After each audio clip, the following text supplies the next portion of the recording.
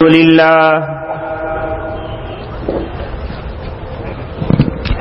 لله نحمده ونستعينه ونستغفره ونؤمن به ونتوكل عليه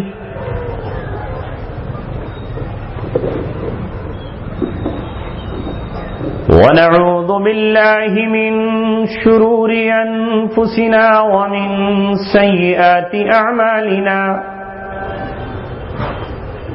من يهده الله فلا مضل له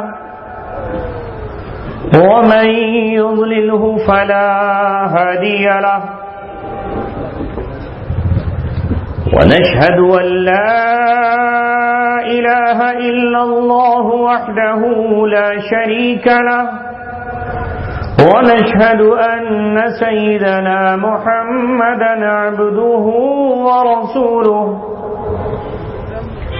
وصلى الله عليه وعلى آله وصحبه وسلم تسليما كثيرا كثيرا أما بعد قال الله تبارك وتعالى في كتابه الكريم لقد كان لكم في رسول الله أسوة حسنة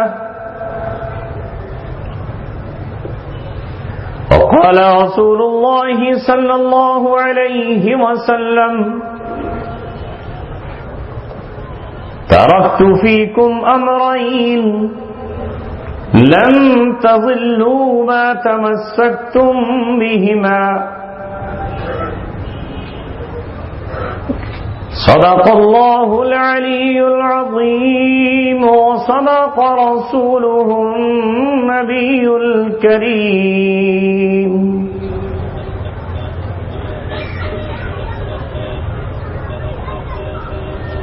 وہ دانائے سبل ختم الرسل مولائے کل جس نے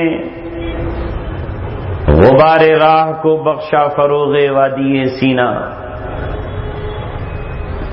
نگاہ عشق و مستی میں وہی اول وہی آخر وہی قرآن وہی فرقان وہی یاسین وہی طٰہٰ۔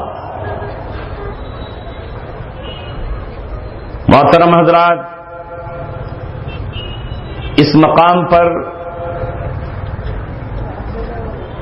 تقریباً 1 سال میں یہ تیسری حاضری ہے۔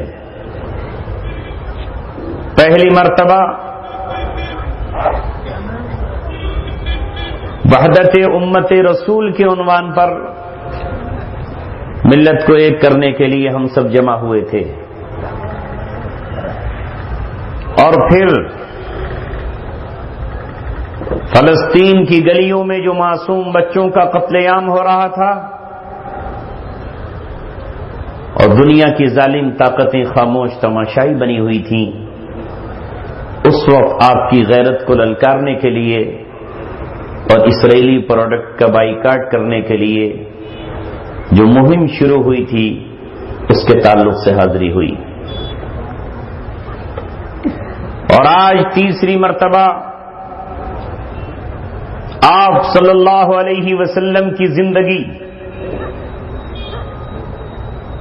کامل زندگی، مکمل زندگی، ساری دنیا کے مسائل کا حل ہے۔ ساری دنیا کے مسائل صرف اور صرف آپ صلی اللہ علیہ وسلم کی زندگی اور آپ کے اسوے کو اختیار کرنے پہ حل ہو سکتے ہیں۔ اس عنوان سے آپ کے بیچ حاضری ہوئی ہے۔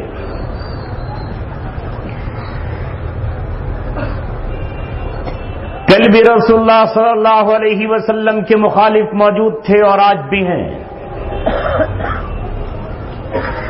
کل بھی آپ پر الزام تراشیاں ہو رہی تھیں اور آج بھی ہو رہی ہیں۔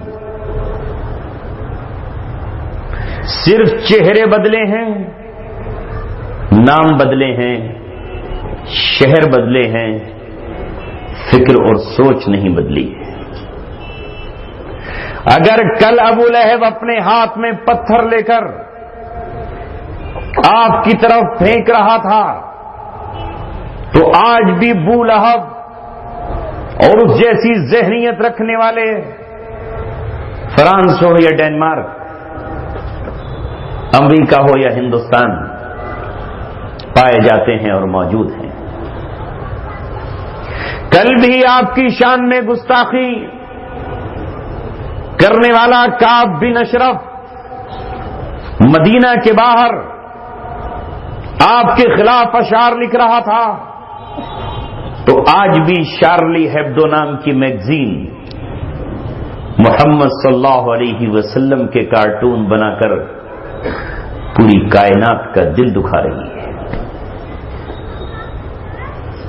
کل بھی حیی بن اخطب، ابو رافع، عبداللہ بن خطل، اس کی باندیاں، اس کی لانڈیاں، اسما یہودیہ آپ صلی اللہ علیہ وسلم کی شان میں گستاخانہ کلمات کہہ رہی تھیں یا کہہ رہے تھے، تو آج بھی ان کے نقش قدم پر چلنے والے زمین کے مختلف خطوں اور ٹکڑوں میں موجود ہیں۔ سوال یہ ہے کہ ہمیں محمد رسول اللہ صلی اللہ علیہ وسلم کی سیرت کو تمام جہاں کے سامنے پیش کرنا ہے۔ اگر آپ یہ کہتے ہو کہ ہماری حیثیت ایک داعی کی ہے اور ہم دنیا کو دعوت دینا چاہتے ہیں اور ہم دنیا کو اسلام بتانا چاہتے ہیں اور ہم محمد رسول اللہ کا کیریکٹر دنیا کے سامنے سمجھانا چاہتے ہیں، تو یاد رکھیں آپ، دنیا کی وہ قوم جو دوسروں سے ڈرتی ہو، ان سے مرعوب ہو، ان سے متاثر ہو، وہ قوم کبھی دعوت نہیں دے سکتی ہے۔ دعوت وہی قوم دے سکتی ہے جس کے دل میں نہ خوف ہو نہ خطر ہو، ڈنکے کی چوٹ وہ یہ کہے کہ حق یہ ہے اور باطل یہ ہے۔ محمد رسول اللہ صلی اللہ علیہ وسلم کا کردار یہی تھا، اور آپ کے غلاموں کا کردار قیامت تک یہی رہے گا۔ جو دو لوگوں سے گھبراتا ہو اور ان سے ڈر جاتا ہو، وہ محمد رسول اللہ کا وفادار کہاں ہو سکتا ہے؟ اسی لیے مولانا محمد علی جوہر نے یہ بات کہی ہے، توحید تو یہ ہے کہ خدا حشر میں کہہ دے یہ بندہ دو عالم سے خفا میرے لیے ہے۔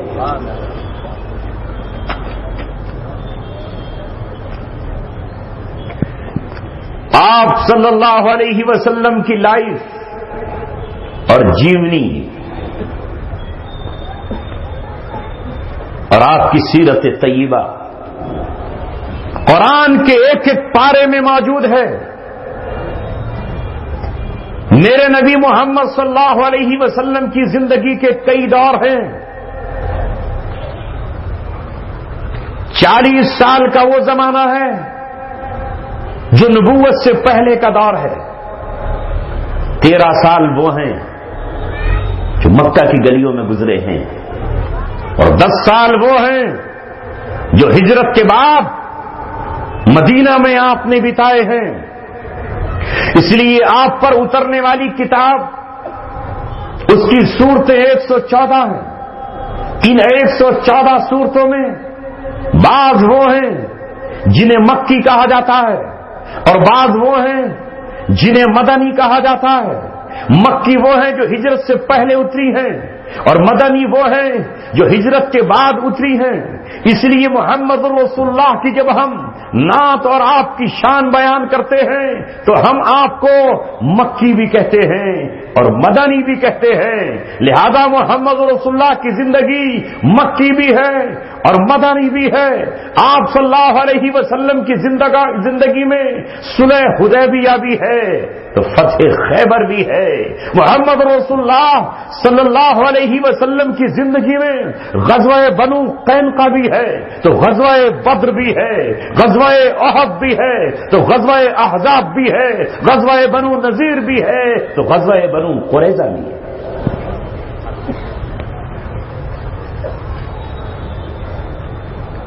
معاف کرنا، دنیا کا کوئی لیڈر محمد رسول اللہ صلی اللہ علیہ وسلم کا ہمسر نہ تھا، نہ ہے، نہ ہو سکے گا۔ جس طرح اللہ تبارک و تعالیٰ نے اپنی شان بیان کی ہے، وَلَمْ يَكُنْ لَهُ كُفُوًا أَحَدٌ، اللہ تبارک و تعالیٰ کا ہمسر کوئی نہیں، اسی طرح محمد رسول اللہ صلی اللہ علیہ وسلم کا بھی ہمسر کوئی نہیں ہے، کوئی آپ جیسا نہیں ہے۔ کسی کی زندگی میں صرف نرمی ہی نرمی ہے اور کسی کی زندگی میں صرف شدت ہی شدت ہے۔ میرا نبی رحمت للعالمین بھی ہے، جہاں ایک طرف آپ کا لقب نبی مہدات ہے، وہی میرے نبی کا دوسرا نام نبی الملحمہ بھی ہے، گھماسان کی جنگ کرنے والا محمد بھی ہے، اور عفو عام اور معافی کا اعلان کرنے والا رحمت للعالمین بھی ہے۔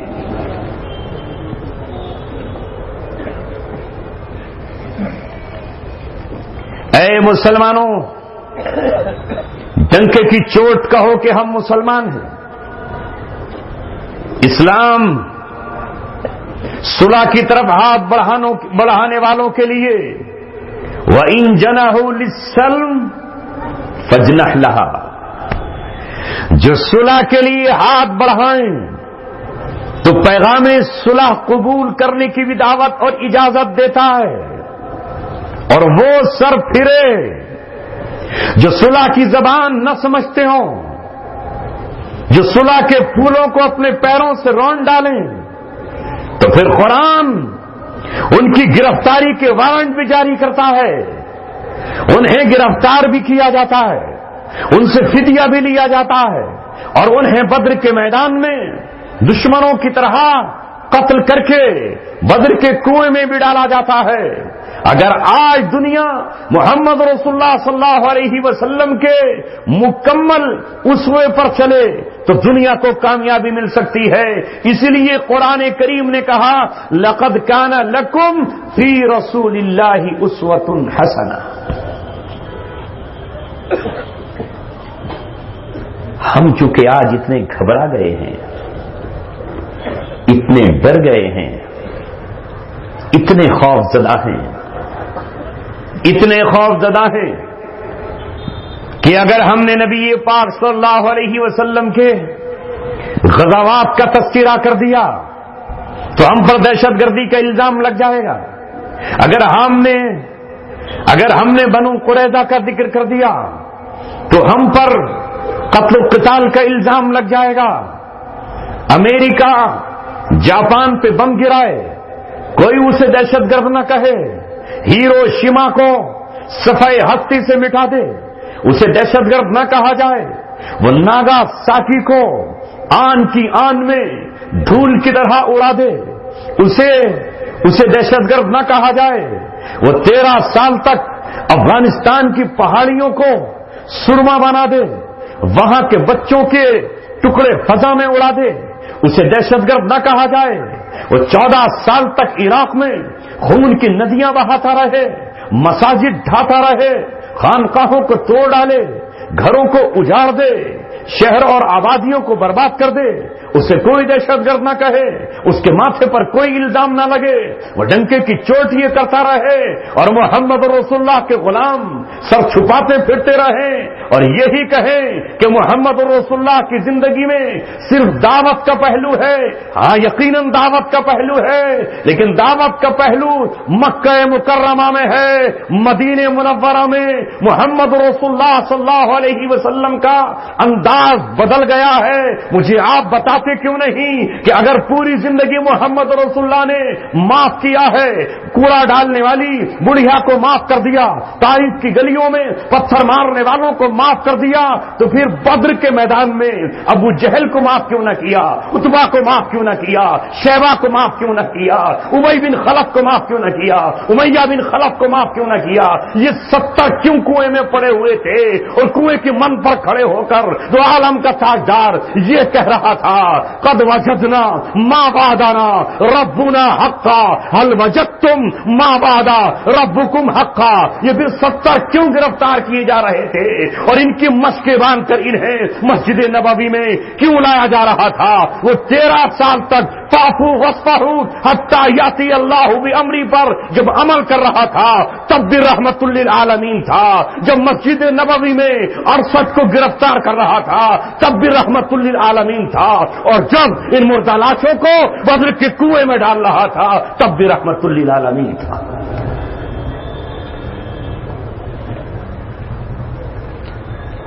آپ صلی اللہ علیہ وسلم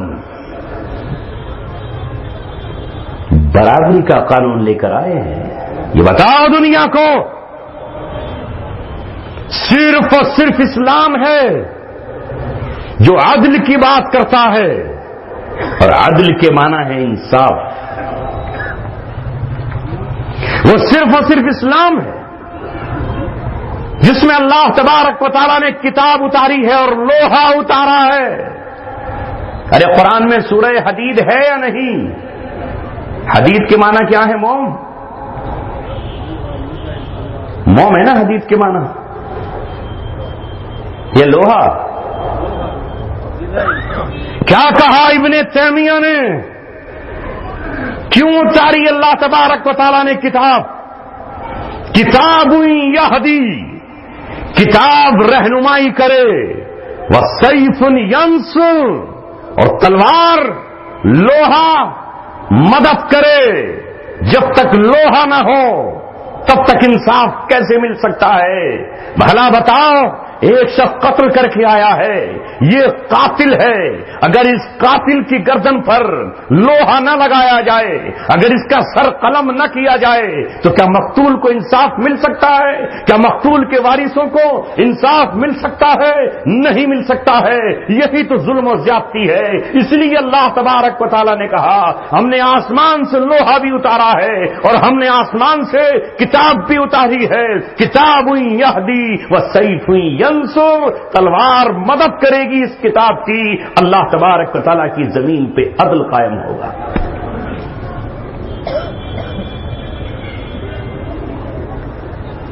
جہاں معاف کرنے کی گنجائش ہے وہاں معاف کیا جائے گا، اور جہاں معاف کرنے کی گنجائش نہیں ہے وہاں معاف نہیں کیا جائے گا. اونے پونے دائیوں کے چکر میں مت آؤ. ایرا غیرہ جو ممبر پہ کھڑے ہو کے کچھ بھی بیان کر رہا ہے،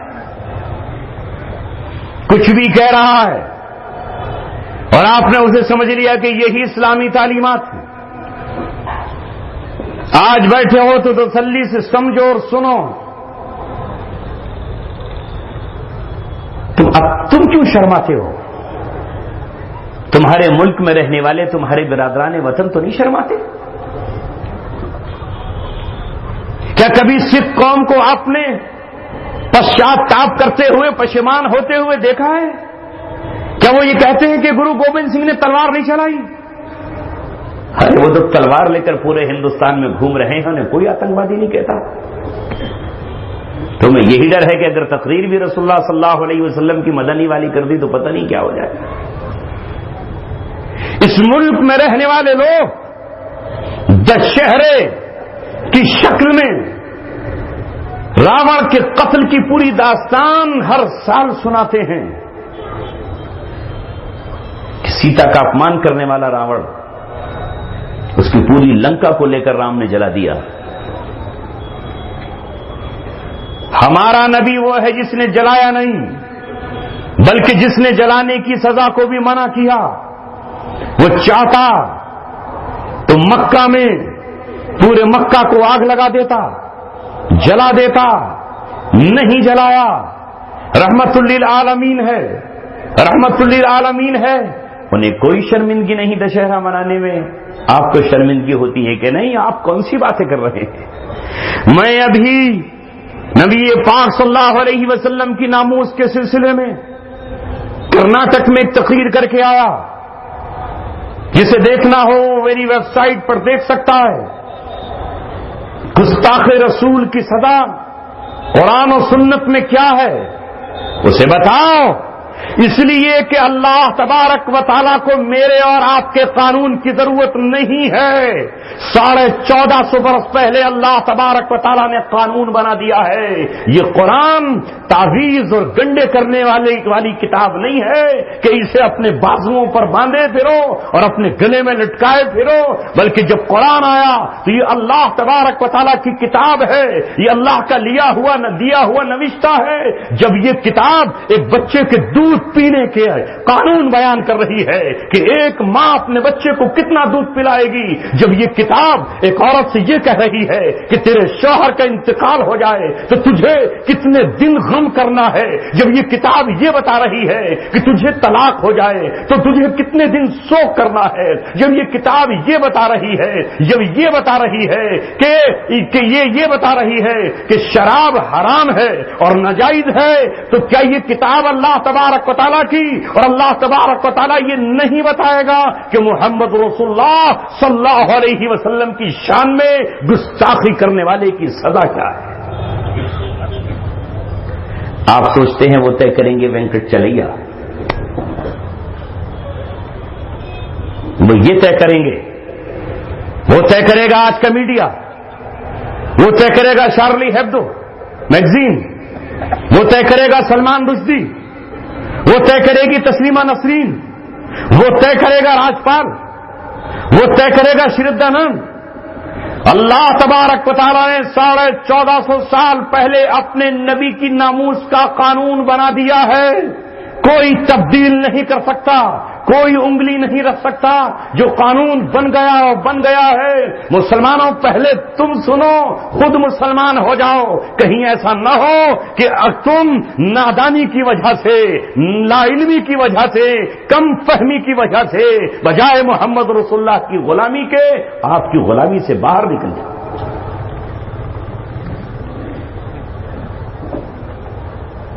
قانون آ گیا اسلام میں. قصاص کے معنی کیا ہے؟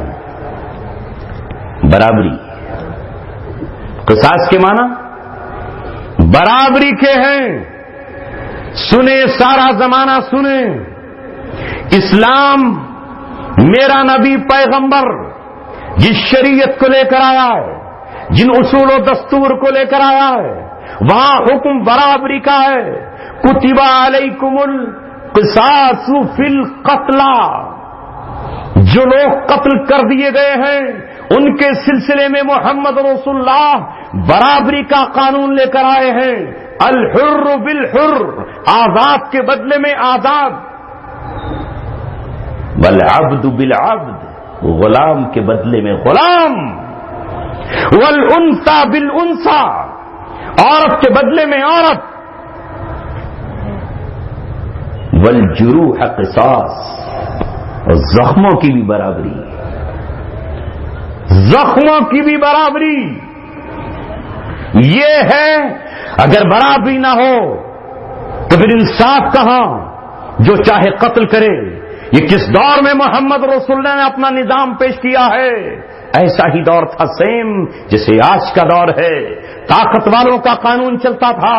جس قبیلے کے پاس قوت، جس قبیلے کے پاس طاقت، جس قبیلے کے پاس ہتھیار، جس قبیلے کے پاس لوگ زیادہ، وہ یہ کہا کرتے تھے کہ ہمارے آدمی کی قیمت تمہارے 10 غلاموں کی برابر ہے، ہمارے ایک آدمی کی قیمت تمہارے 10 لوگوں کی برابر ہے.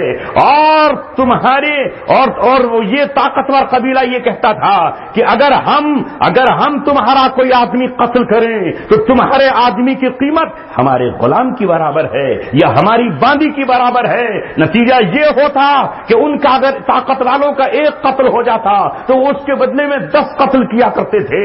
یا وہ یہ کہتے تھے کہ نہیں، ہم صرف خون بہا دیں گے، آپ آدمی تمہیں نہیں دیں گے، ہم 100 اونٹوں کی دیت تمہیں دے دیں گے. یہ قانون انہوں نے بنا رکھا تھا.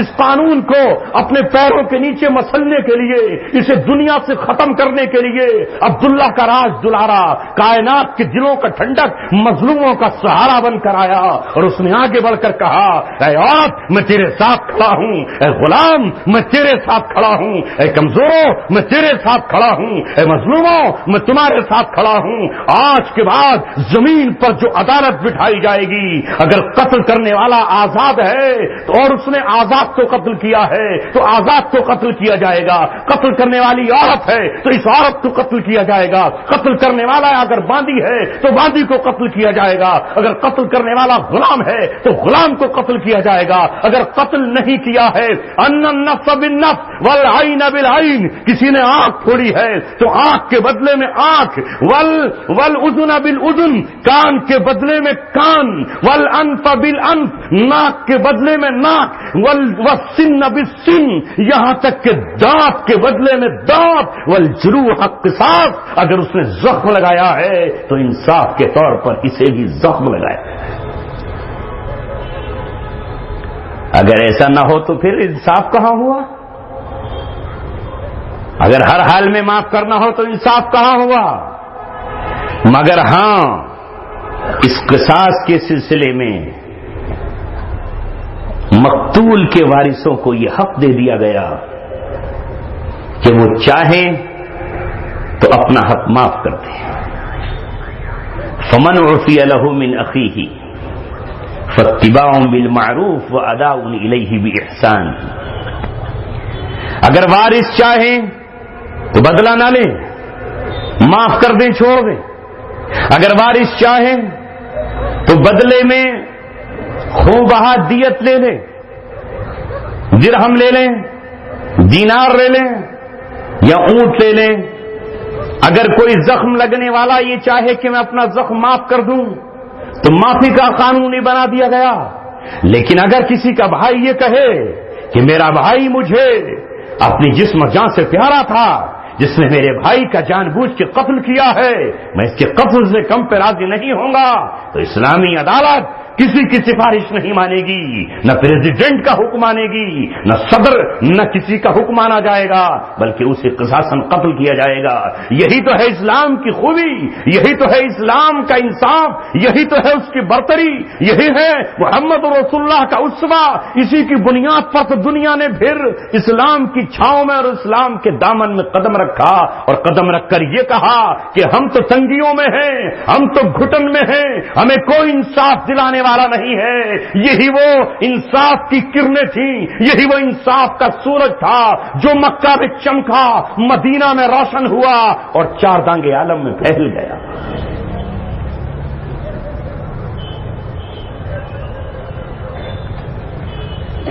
یہ مسئلہ آیا قصاص کا۔ دوسرا اسلام میں ہے حدود، حد اور حدود۔ حدود میں اللہ تبارک و تعالی نے معافی کا اختیار کسی کو نہیں دیا، نہیں، حد تو لگے گی۔ وہ کیا ہے؟ وہ ہے چوری کرنا، چور کی سزا۔ وہ ہے زنا کرنا، زنا کی سزا۔ وہ ہے شراب پینا، شراب کی سزا۔ یہ کہلاتے ہیں حدود، وہ کہلایا قصاص۔ یہ حد ہے۔ جب اللہ تبارک و تعالیٰ نے یہ کہہ دیا تجھے ہم نے پنجہ دیا ہے مال کمانے کے لیے، یہ انگلیاں دی ہیں تجھے پھاوڑا پکڑنے کے لیے، یہ انگلیاں دی ہیں تجھے سوئی اور مشین چلانے کے لیے، تو تو نے ان کا صحیح استعمال کیوں نہیں کیا؟ تو کسی کے مال محفوظ کو چرانے کے لیے کیوں گیا؟ تو نے اس کے خون پسینے کی کمائی پر ہاتھ کیوں ڈالا؟ اس کے لاکر کو کیوں توڑا اور اس میں سے توڑ کر مال کیوں لے کر کے آیا؟ تو نے اب اللہ تبارک و تعالیٰ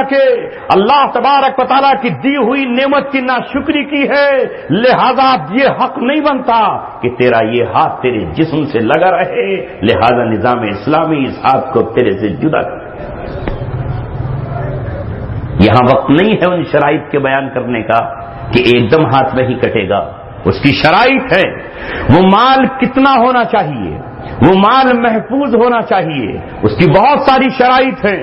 ان شرائط کے بعد کہیں ہاتھ کٹے گا، تاکہ یہ ہے وہ نظام کہ ایک انسان تو کمائے اور دوسرا رات کو اسے چرا کر کے لے جائے، یہ دنیا میں نا انصافی نہیں ہے، یہ ظلم و ستم نہیں ہے۔ یہ ظلم و ستم کیسے ختم ہوگا؟ یہ ختم کیا محمد رسول اللہ نے جب ان کی زندگی پر لوگوں نے عمل کیا۔ اسی طرح ایک مرد ہے اور ایک عورت ہے، ان کو اللہ تبارک و تعالیٰ نے حکم دیا کہ تم نکاح کر سکتے ہو، تمہارے لیے نکاح کی آزادی ہے، لہذا اپنی جائز خواہشات اپنی جائز بیوی سے پوری کر لو۔ لیکن یہ اپنی خواہشات نکاح کے ذریعے پوری نہیں کر رہا، آج کہیں کل کہیں پرسوں کہیں یہ خواہشات وہاں پوری کر رہا ہے، تو اب اللہ تبارک و تعالیٰ یہ کہتا ہے کہ ان لوگوں کو سماج کا کینسر سمجھا جائے، انہیں آزاد نہ چھوڑا جائے، اس لیے کہ وہ جو لڑکی ہے وہ کسی کی بیٹی ہے، وہ کسی کی بہن ہے، وہ کسی کی بھتیجی ہے، وہ کسی کی خالہ ہے، پورے سماج کے ماتھے پر کلنک لگ جائے گا۔ اگر اس سے حمل ٹھہرا تو وہ جو اولاد ہوگی اس کا نسب کس سے ٹھہرے گا، وہ کس کا بیٹا کہلائے گا؟ لہذا اللہ تبارک و تعالیٰ نے اپنے نبی سے کہا اس پر حد لگاؤ، اگر یہ شادی شدہ نہیں ہے، کتنی رعایت رکھی، شادی شدہ نہیں ہے تو جذبات مچل سکتے ہیں، خواہش نفس آگے بڑھ سکتی ہے، 100 کوڑے لگا کر کے انہیں تعزیہ نہ دے دو۔ اور اگر شادی شدہ ہیں، جائز بیوی اور جائز شوہر موجود، پھر حرام کاری کریں، پھر کسی دوسرے کے حرم میں قدم رکھیں، تو اب اسلام اسے قطعاً برداشت نہیں کرتا، قطعاً نہیں۔ یہ کسی کو برا لگے یا اچھا لگے، لیکن دنیا والوں یہ مت سمجھو کہ یوں ہی اس کو سزا دے دی جائے گی۔ اسلام میں شہادت چاہیے، شہادت کے بنا سزا نہیں دی جائے گی۔ یہاں زناکار پر سزا لاگو کرنے کے لیے 4 گواہ چاہیے، 2 مرد کی طرف سے مانے جائیں گے، 2 عورت کی طرف سے مانے جائیں گے، 3 گواہوں پر یہ سزا نہیں لگ سکتی ہے، 2 گواہوں پر یہ سزا نہیں لگ سکتی ہے، 4 گواہ چاہیے، اور یہ چاروں گواہ اس بات کی گواہی دے کہ ہم نے اپنی نظروں سے اپنی آنکھوں سے مشاہدہ کیا ہے، تب کہیں جا کر کے وہ سزا لگے گی جسے سنسار کہا جاتا ہے، جسے پتھروں سے مار کر کے ختم کیا جاتا ہے، ورنہ کوئی اور سزا دی جا سکتی ہے، کوئی اور ان کے لیے تکلیف دی جا سکتی ہے، موت کی سزا ان کو نہیں دی جائے گی۔ 4 گواہ چاہیے، اور یاد رکھو 4 گواہ بھی مسلمان چاہیے، اس لیے کہ جو مسلمان نہیں ہے، جو آخرت کو نہیں جانتا، جو قیامت کو نہیں جانتا، جو جنت اور دوزخ کو نہیں جانتا، ممکن ہے کہ وہ جھوٹ بول جائے، اس لیے یہاں گواہ بھی مسلمان چاہیے۔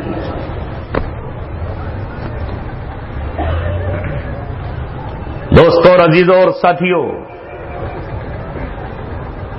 آج سے یہ کہو کہ اسلام برابری والا قانون لے کر آیا ہے۔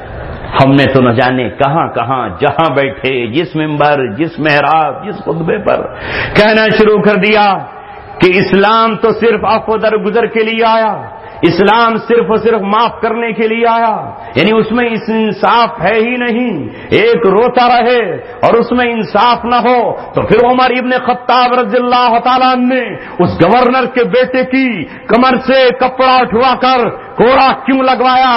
جس نے گھوڑ دوڑ میں ایک عیسائی نوجوان کا گھوڑا جب اس سے آگے نکل گیا تو اس نے گورنر ہونے کا بیٹا ہونے کی وجہ سے اس عیسائی کی کمر پہ کوڑے مار دیے۔ وہ عیسائی آیا اور ابن خطاب رضی اللہ تعالیٰ عنہ سے کہا کہ گورنر کے بیٹے نے اپنے باپ کی طاقت اور قوت کا فائدہ اٹھا کر میری کمر پہ کوڑے لگائے ہیں، اس لیے لگائے ہیں کہ وہ گورنر کا بیٹا ہے، لو میں اپنی کمر دکھانے آیا ہوں۔ تو عمر ابن خطاب نے یہ نہیں کہا کہ یہ عیسائی ہے اور یہ مسلمان ہے، یہ گورنر کا بیٹا ہے۔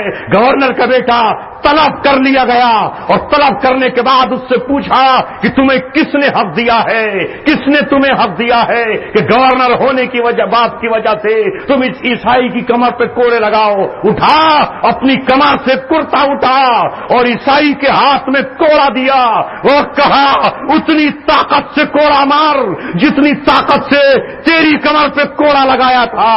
میرا محبوب جس دین کو لے کر آیا ہے اس میں انصاف دلایا اٹھایا جائے گا، وہ چاہے عمر ابن خطاب کا بیٹا ہی کیوں نہ ہو۔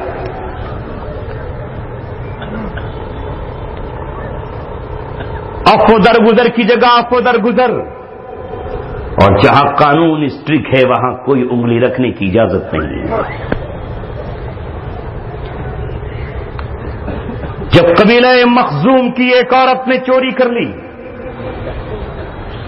جس کا تعلق قریش کی ایک اعلی شاخ سے تھا، نمبر آ گیا اس کے ہاتھ کٹنے کا۔ پورا قبیلہ شرم سے پانی پانی ہو گیا۔ کل مکہ میں مدینہ میں کیا منہ دکھائیں گے، کیا منہ دکھائیں گے ہم کہ ہمارے خاندان کی عورتیں بھی چوری کرتی ہیں؟ اس لیے طے یہ پایا کہ آپ صلی اللہ علیہ وسلم سے سفارش کرا لی جائے۔ کون سفارش کرے؟ کون تھا جو آپ کے سامنے بولے؟ ایک نے کہا حضرت عائشہ آپ کو بہت محبوب ہیں، حضرت عائشہ سے سفارش کرائی جائے۔ حضرت عائشہ نے منع کر دیا۔ کسی نے کہا اسامہ بن زید جو آپ کے منہ بولے بیٹے کی اولاد ہیں، آپ ان سے بہت محبت کرتے ہیں، اسامہ گزارش کریں۔ اسامہ بن زید کے پاس پہنچے، کہا ذرا سفارش کر دو۔ اسامہ کی عمر کم تھی، اللہ کے رسول کی خدمت میں پہنچے اور جا کر کہا اللہ کے رسول یہ لوگ میرے پاس آئے ہیں، کہتے ہیں کہ کوئی اور سزا دے دیجئے، اس عورت کا ہاتھ مت کاٹیے ورنہ یہ جدھر سے گزرے گی اس پر چوری کا الزام لگے گا، انگلیاں اٹھیں گی۔ نبی پاک صلی اللہ علیہ وسلم اٹھ کھڑے ہوئے، چہرہ غصے سے تمتما اٹھا، سرخ ہو گیا اور کہا اسامہ تو اللہ تبارک و تعالیٰ کی حد میں دخل دیتا ہے؟ اور پھر قبیلہ مخزوم کو مخاطب ہو کر کہا سنو لوگوں سنو، یہ تو قبیلہ مخزوم کی ایک عورت ہے جس نے چوری کی ہے۔ لو ان فاطمہ سرقت بنت محمد، اگر محمد کی بیٹی فاطمہ نے بھی چوری کی ہوتی لقطعت یدہا، تو ہاں میں رحمت للعالمین ہو کر اپنی بیٹی فاطمہ کا ہاتھ تمہاری نظروں کے سامنے کاٹ کر دکھاتا ہوں۔ ابن تیمیہ علیہ الرحمہ نے بیان فرمایا فاطمہ کا آپ نے نام کیوں لیا، زینب کا کیوں نہ لیا، رقیہ کا کیوں نہ لیا، آپ نے ام کلثوم کا کیوں نہ لیا؟ دو وجوہات سے آپ نے فاطمہ کا نام لیا۔ ایک تو آپ نے یہ فرمایا ہے فاطمہ بذات منی، فاطمہ میرے جگر کا ٹکڑا ہے، فاطمہ میرے جگر کا ٹکڑا ہے، یعنی آپ یہ کہنا چاہتے ہیں کہ فاطمہ سے زیادہ مجھے کوئی محبوب نہیں ہے۔ میری اتنی پیاری محبوب بیٹی بھی اگر چوری کر لیتی تو محبت کی بنیاد پر بھی میں اللہ کے قانون کو نہیں بدل سکتا تھا، یعنی میں رشتے کی بنیاد پر نہیں بدل سکتا تھا۔ اور دوسرے آپ حضرت فاطمہ کا نام عظمت کی وجہ سے لیا، اس لیے کہ فاطمہ سیدۃ نساء اہل الجنہ، جنت کی عورتوں کی سردار ہے۔ وہ مریم اور آسیہ اور حضرت حوا اور حضرت خدیجہ سب کی سردار ہے۔ ایک ایسی عورت جو جنت میں تمام عورتوں کی سردار ہو، جس کے تقوی و طہارت کا یہ عالم ہو، جس کے مقام کا یہ عالم ہو، اگر اتنے اونچے مقام والی عورت بھی چوری کر کے آتی اور چوری کا ثبوت ہو جاتا تو محمد رسول اللہ یہ کہہ کر نہیں چھوڑ دیتا کہ لاؤ ایک غلطی ہے اسے معاف کر۔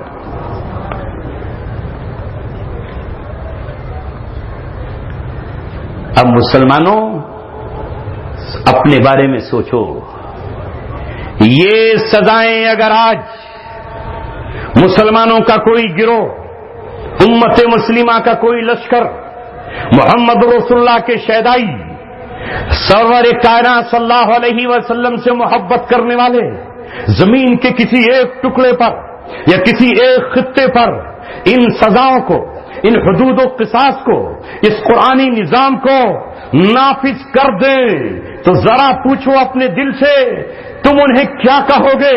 مسلمان انہیں کیا کہیں گے؟ یہ اپنے آپ کو مسلمان کہلانے والے ان کے بارے میں کیا خیال کریں گے؟ دنیا والے تو بعد میں کہیں گے، تم پہلے یہ کہو گے کہ اسلام میں سختی کہاں ہے، اسلام میں سختی کہاں ہے؟ اسلام تو سلامتی کا دین ہے، اسلام تو امن کا دین ہے۔ لا اکراہ فی الدین والی آیت کو توڑ مروڑ کر پیش کرو گے کہ اسلام میں جبر کہاں ہے، اسلام میں جبر کہاں ہے؟ ارے پہلے قرآن کو سمجھ تو لو، کہیں ہم وہ تو نہیں کر رہے جو یہود و نصارا نے تورات کے ساتھ کیا ہے۔ آج تو 100 سال گزر گئے، علامہ اقبال نے تو اپنے زمانے کے لوگوں کے بارے میں کہہ دیا تھا کہ گلا تو گھونٹ دیا اہل مدرسہ نے تیرا، کہاں سے آئے نغمے صدا لا الہ الا ہو۔ خود بدلتے نہیں اور آپ کو بدل دیتے ہیں۔ ہوئے کس درجہ بے توفیق فقیہان حرم، خود بدلتے نہیں قرآن کو بدل دیتے ہیں۔ ہوئے کس درجہ بے توفیق فقیہان حرم، کہتے ہیں لا اکراہ فی الدین، دین میں جبر کہاں ہے؟ تو میں آپ سے پوچھتا ہوں کہ قرآن کی ایک آیت کا نام ہے آیت السیف، اور سیف کے معنی آتے ہیں تلوار۔ پتا ہے آپ کو کون سی آیت ہے یہ؟ یہود و نصارا سے ڈر کر، چند یہودیوں سے گھبرا کر، چند بندروں کی اولادوں سے ڈر کر مسلمانوں نے اپنے اوپر چادریں تان لی اور بیٹھ کر یہ کہہ رہے ہیں کہ آیت السیف تو ہے ہی نہیں۔ آیت السیف اگر اسلام میں جبر نہیں ہے تو پھر ذرا مجھے یہ بتاؤ، سن 9 ہجری میں محمد رسول اللہ کی سیرت ہی بیان کر رہا ہوں، سن 9 ہجری میں جب ابوبکر صدیق رضی اللہ تعالیٰ امیر حج بنا کر بھیجے گئے، ابھی آپ مکہ نہیں پہنچے ہیں کہ سورہ برات نازل ہو گئی، سورہ توبہ نازل ہو گئی۔ اس کا نام برات بھی ہے، اس سورت کا نام سورہ توبہ بھی ہے۔ حضرت علی رضی اللہ تعالیٰ پیچھے سے آئے، آپ نے آ کر حضرت ابوبکر صدیق سے کہا مجھے محمد رسول اللہ صلی اللہ علیہ وسلم نے بھیجا ہے۔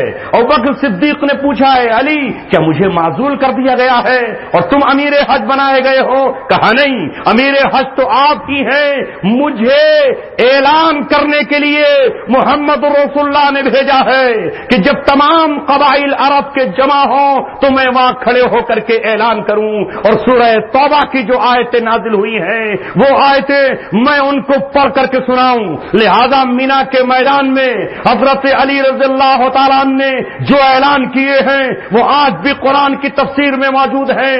پڑھ لو ابن کثیر کو، حضرت علی رضی اللہ تعالیٰ نے کہا کوئی کافر جنت میں داخل نہیں ہوگا۔ آپ کہو گے کیسے نہیں ہوگا؟ میں تو لے جاؤں گا اپنے ساتھ۔ پھر کہا آج کے بعد کوئی خانہ کعبہ کا ننگے ہو کر طواف نہیں کرے گا۔ آپ کو بھی اسلام میں زبردستی کہا ہے لا اکراہ فی الدین، ننگے ہو کے طواف کرنے تو کیا حرج ہے؟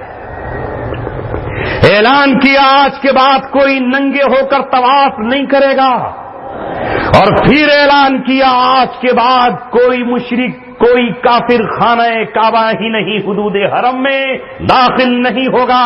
اور وہ آیت پڑھی انما المشرکون نجس فلا يقربوا المسجد الحرام بعد عامهم هذا، آج کے بعد کوئی حدود حرم میں داخل نہیں ہوگا۔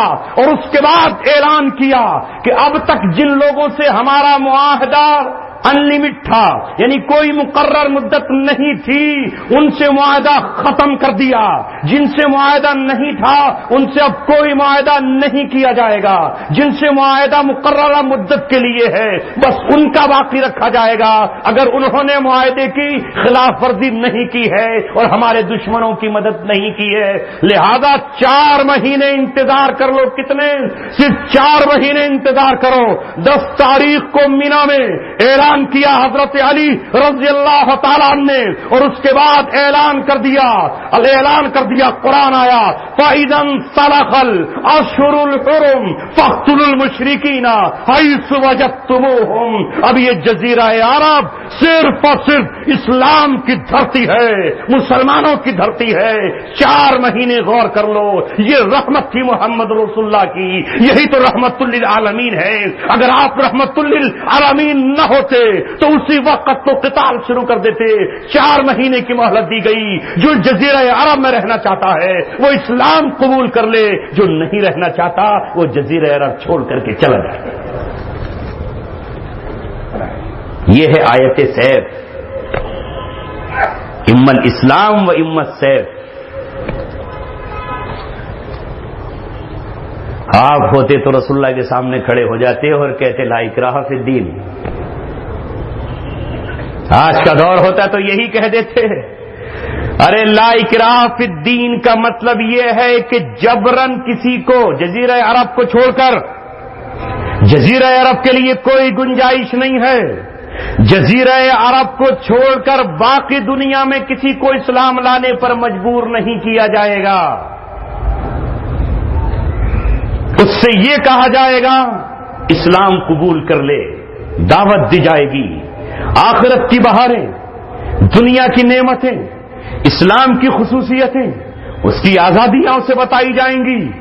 نہیں مانتا اور پھر بھی وہ اپنے دین پر قائم رہتا ہے تو دیکھو بھائی، بہت تھوڑا سا تمہیں معمولی درجے کا جزیہ دینا پڑے گا، یعنی تمہیں اس بات کا جزیہ دینا پڑے گا کہ تم رہ رہے ہو، اور اگر تم یہ کہو کہ نہیں ہم تو اسلام بھی قبول نہیں کرتے، اور کون مائی کا لال ہے جو ہم سے جزیہ لے لے، تو پھر اس سے کہا جائے گا کہ ادھر آپ پیارے ہنر آزمائیں، پھر مقابلہ کر لے، تو نہیں یا ہم نہیں۔ لہذا اس بنیاد پر قتل نہیں کیا جائے گا کہ وہ اسلام قبول نہیں کر رہا ہے۔ یہی وجہ ہے کہ 1400 سال تک اسلام دنیا کے بیشتر ملکوں میں رہا، اور وہاں دوسرے دھرم اور دوسرے دینوں کے لوگ بھی باقی رہے۔ یہی فرق ہے ہم میں اور دنیا کی دوسری قوموں میں۔ ہم نے انصاف دیا، ہم نے تحفظ کیا، جب کوئی جزیہ دے گا تو وہ ہمارا ذمہ بن جاتا ہے، پھر ہم اس کی بیٹی کی حفاظت کرتے ہیں، پھر ہم اس کے لہو کی حفاظت کرتے ہیں، پھر ہم اس کی کھیتیوں کی بھی حفاظت کرتے ہیں، پھر ہم اس کی عبادت گاہوں کی بھی حفاظت کرتے ہیں۔ یہی وجہ ہے کہ آج ہندوستان جو مختلف دینوں کا اور مختلف دھرموں کا گہوارہ نظر آ رہا ہے، 800 سال یہاں مسلمانوں کی حکمرانی رہی، لہذا مسلمانوں نے ظلم و ستم نہیں کیا۔ اگر تلوار کی نوک پر اور اگر طاقت کے بل پر اسلام کو پھیلایا ہوتا تو کنیا کماری سے لے کر کشمیر تک اور کلکتہ سے لے کر درہ خیبر افغانستان تک اسلام کے سوا کوئی اور نہیں ہوتا، جیسا کہ جزیرہ عرب میں ہوا۔ یہ آیات کا مطلب ہے کہ داخل ہونے میں جبر نہیں ہے جزیرہ عرب کے علاوہ، لیکن جب داخل ہو گیا تو نماز پڑھوائی جائے گی نا۔ یا پھر جس کا جی چاہے شراب پیے، جس کا جی چاہے ڈسکو ڈانس کرے، جس کا جی چاہے چوری کرے، جس کا جی چاہے قتل کرے، جس کا جی چاہے زنا کرے، جس کا جی چاہے تہمت لگائے، یہ کہاں ہے؟ السارق والسارقۃ فاقطعوا ایدیہما جزاء بما کسبا نکالا من اللہ۔ اے مسلمانوں، پہلے اپنے آپ کو اسلام سے آشنا کر لو، دوسروں کی پرواہ مت کرو، اپنی فکر کرو اپنی۔ یا ایھا الذین آمنوا آمنوا، اے ایمان والو پہلے تم ایمان والے ہو جاؤ۔ اسلام کے حدود اور قصاص، نظام اسلام، قانون اسلام، محمد رسول اللہ صلی اللہ علیہ وسلم کی سیرت آپ کو محبوب ہو جائے، آپ انگلیاں مت اٹھاؤ، آپ کیڑے مت نکالو، آپ کو محمد رسول اللہ صلی اللہ علیہ وسلم کی ذات کی طرح آپ کا دین بھی محبوب ہو جائے۔ محمد رسول اللہ کے غلاموں میں، سچے غلاموں میں، جن کے لیے آسمان سے رضامندی کا پروانہ آیا، ان میں اور ہم میں یہی فرق ہے کہ ہم دنیا کی لے میں لے ملا رہے رہے ہیں. ابھی جو فرانس کا واقعہ ہوا, کتنے لوگ وہ مسلمان تھے جو ٹیلی ویژن پر بیٹھے تھے, جن سے ڈبیٹ چل رہی تھی, جو اینکرز بنے ہوئے تھے, اور وہ دنیا سے گھبرائے ہوئے تھے, ڈرے ہوئے تھے میڈیا سے. بعض ان میں وہ تھے جن کے چہروں پر داڑھیاں بھی تھیں, جنہیں ملت کی قیادت کا دعویٰ بھی ہے, اور جن کے سروں پر پگڑیاں بھی تھیں. معاف کرنا, ہمیں چڑھتے سورج کی طرح یقین ہے تمہارا یہ چہرہ مورا ہمیں جب نظر آیا تو ہاں تم ہمیں عبداللہ بن ابی کی اولاد نظر آئے. عبداللہ بن ابی بھی یہودیوں کو ناراض نہیں کرنا چاہتا تھا, مشرکوں سے دوستی نہیں توڑنا چاہتا تھا, تبھی تو وہ منافقین ہوا. تم نے کیوں نہیں کہا, ڈنکے کی چوٹ کیوں نہیں کہا کہ محمد رسول اللہ صلی اللہ علیہ وسلم کی شان میں گستاخی کرنے والے کے لیے اسلام کا قانون قتل کے سوا کوئی اور سزا تجویز نہیں کرتا.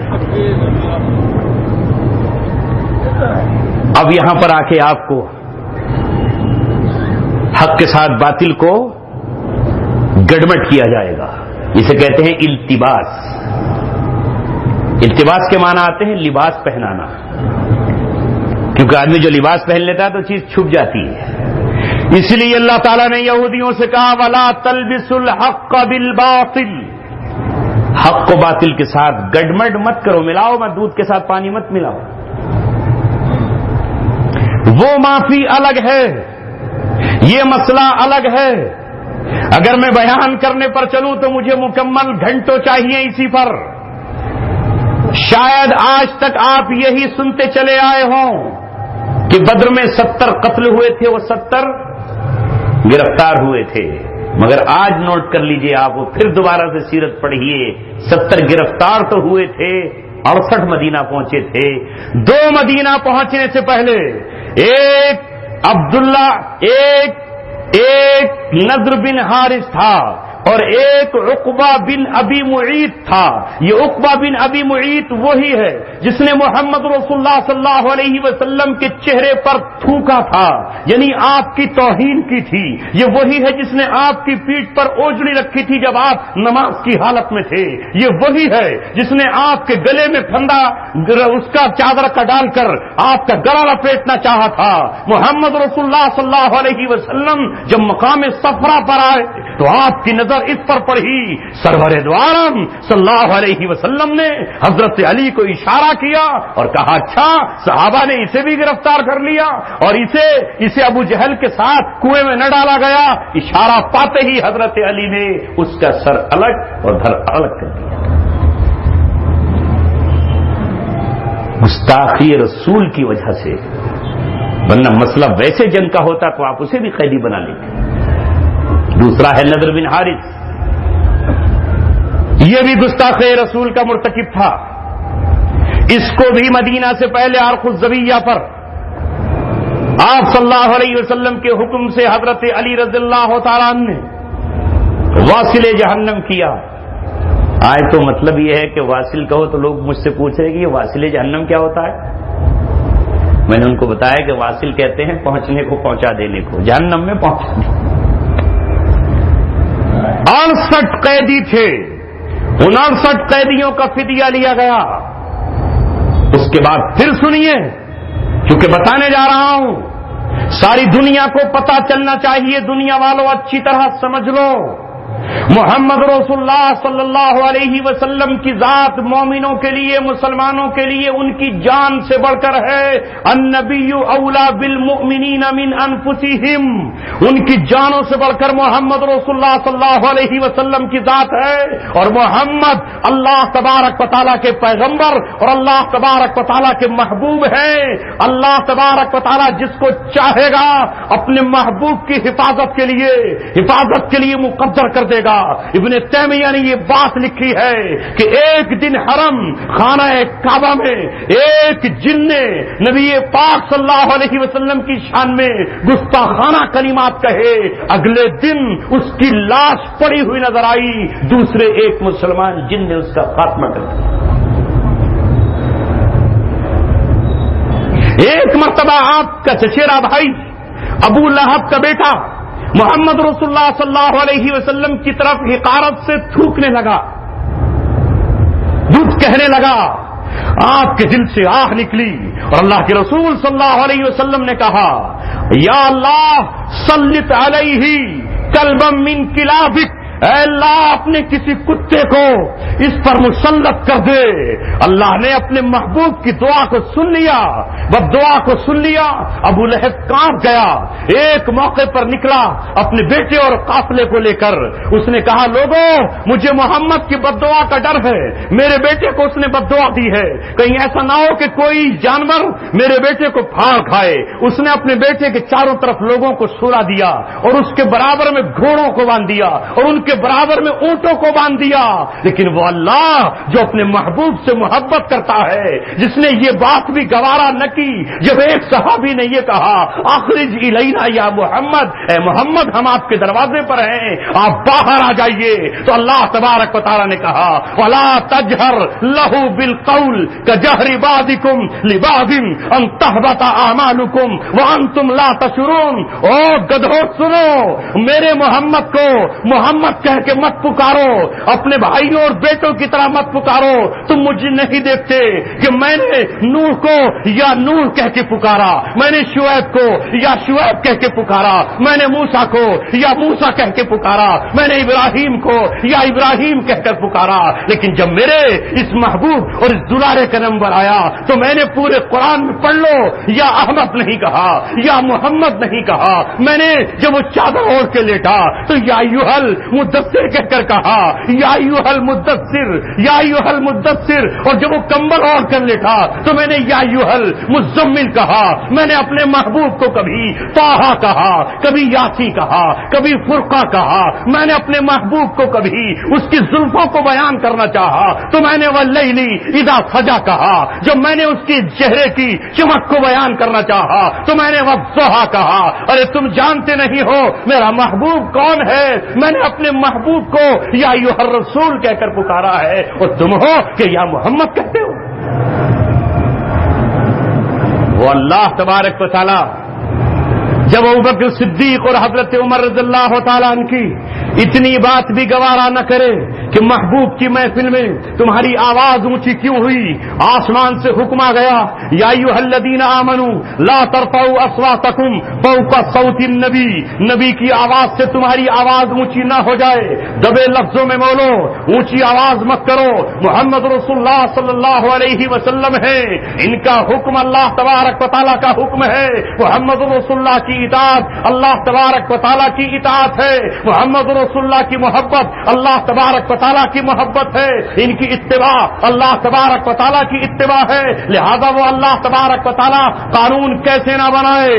آپ کی بد دعا قبول ہوئی، ایک شیر جنگل سے دوڑتا ہوا آیا، اونٹوں کو پھلانگتا ہوا، گھوڑوں سے کودتا ہوا، کسی کو ٹچ نہیں کیا، ابو لہب کے بیٹے کے چیر کے ٹکڑے۔ آپ صلی اللہ علیہ وسلم کا مقام، ارے دنیا والوں تمہیں پتہ نہیں ہے، تم تو یہ سمجھتے ہو کہ محمد رسول اللہ صلی اللہ علیہ وسلم کے غلاموں میں آج رمق موجود نہیں ہے، ان کے غلام صبح قیامت تک باقی رہیں گے۔ سیرت کا واقعہ پڑھو، کعب بن اشرف غزوہ بدر کے بعد جب اسے یہ پتا چلا کہ بدر میں 70 تو ختم ہو گئے، 70 گرفتار کر لیے گئے، تو کہنے لگا یہ تو شرفاء عرب تھے، اگر محمد نے ان کو شکست دے دی ہے تو اب زمین کی سطح سے زمین کا پیٹ بہتر ہے، یعنی اب مر جانا بہتر ہے۔ فوراً گھوڑے پر اپنے کجاوا کسا اور مکہ معظمہ پہنچ گیا۔ مکے میں پہنچ کر ابو سفیان سے ملاقات کی اور لوگوں سے ملاقات کر کے ان کے مرثیے لکھے، ان کو اکسایا، ان کو رلایا، ان کے مرنے والوں کی تعزیت کی، اور اس کے بعد پھر یہ کہا آؤ میں تمہاری مدد کے لیے تیار ہوں، محمد رسول اللہ سے انتقام لے لو، آؤ ان سے بدلہ لے لو۔ ان لوگوں نے یہ کہا کہ تو بھی اہل کتاب ہے اور محمد بھی اہل کتاب ہے، کیا پتا کہ ہم آ جائیں تو تو ان کے ساتھ ہو جائے، لہذا ہمارے بتوں کو سجدہ کر۔ ان کے بتوں کو محمد رسول اللہ کی دشمنی نے سجدہ کر لیا۔ اس کے بعد آ کر اشعار کہنے لگا، مسلمان عورتوں کی بے عزتی میں اشعار کہے، رسول اللہ کو جب یہ شعر پہنچے تو ایک دن آپ نے مجمع میں کہا ہے کوئی جو کعب بن اشرف کی طرف سے میرے کلیجے کو ٹھنڈک پہنچائے؟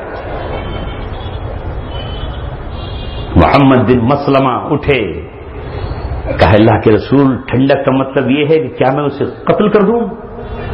فرمایا ہاں، یہ یہودیوں کا سردار تھا، یہودیوں سے حالانکہ آپ کا معاہدہ تھا۔ سنو مسلمانوں، رسول اللہ کی گستاخی کرنے کے بعد معاہد کا معاہدہ ٹوٹ جاتا ہے، اگر وہ ذمہ ہے تو ذمہ کا معاہدہ ٹوٹ جاتا ہے، اگر گستاخی کرنے والا سلمان رشدی جیسا مسلمان ہے تو مرتد ہو جاتا ہے،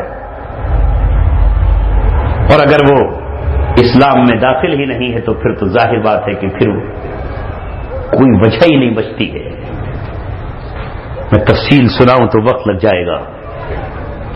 محمد بن مسلمہ نے اپنے ساتھی تیار کیے، جا کے کعب بن اشرف سے کہا کہ کعب، اللہ اکبر، کیا واقعہ ہے، پہلی بار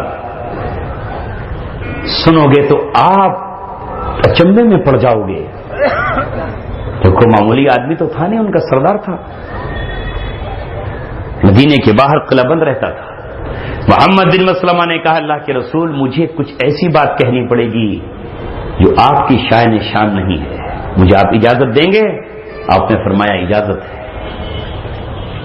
جا کر کعب بن اشرف سے کہا ہے کعب بن اشرف بڑے پریشان ہیں، محمد رسول اللہ کیا ہے، آپ کہہ رہے ہیں 2.5% زکات دو، زکات ہے نہیں، کچھ قرض دے سکتے ہو، کچھ غلہ ہمیں دے دو۔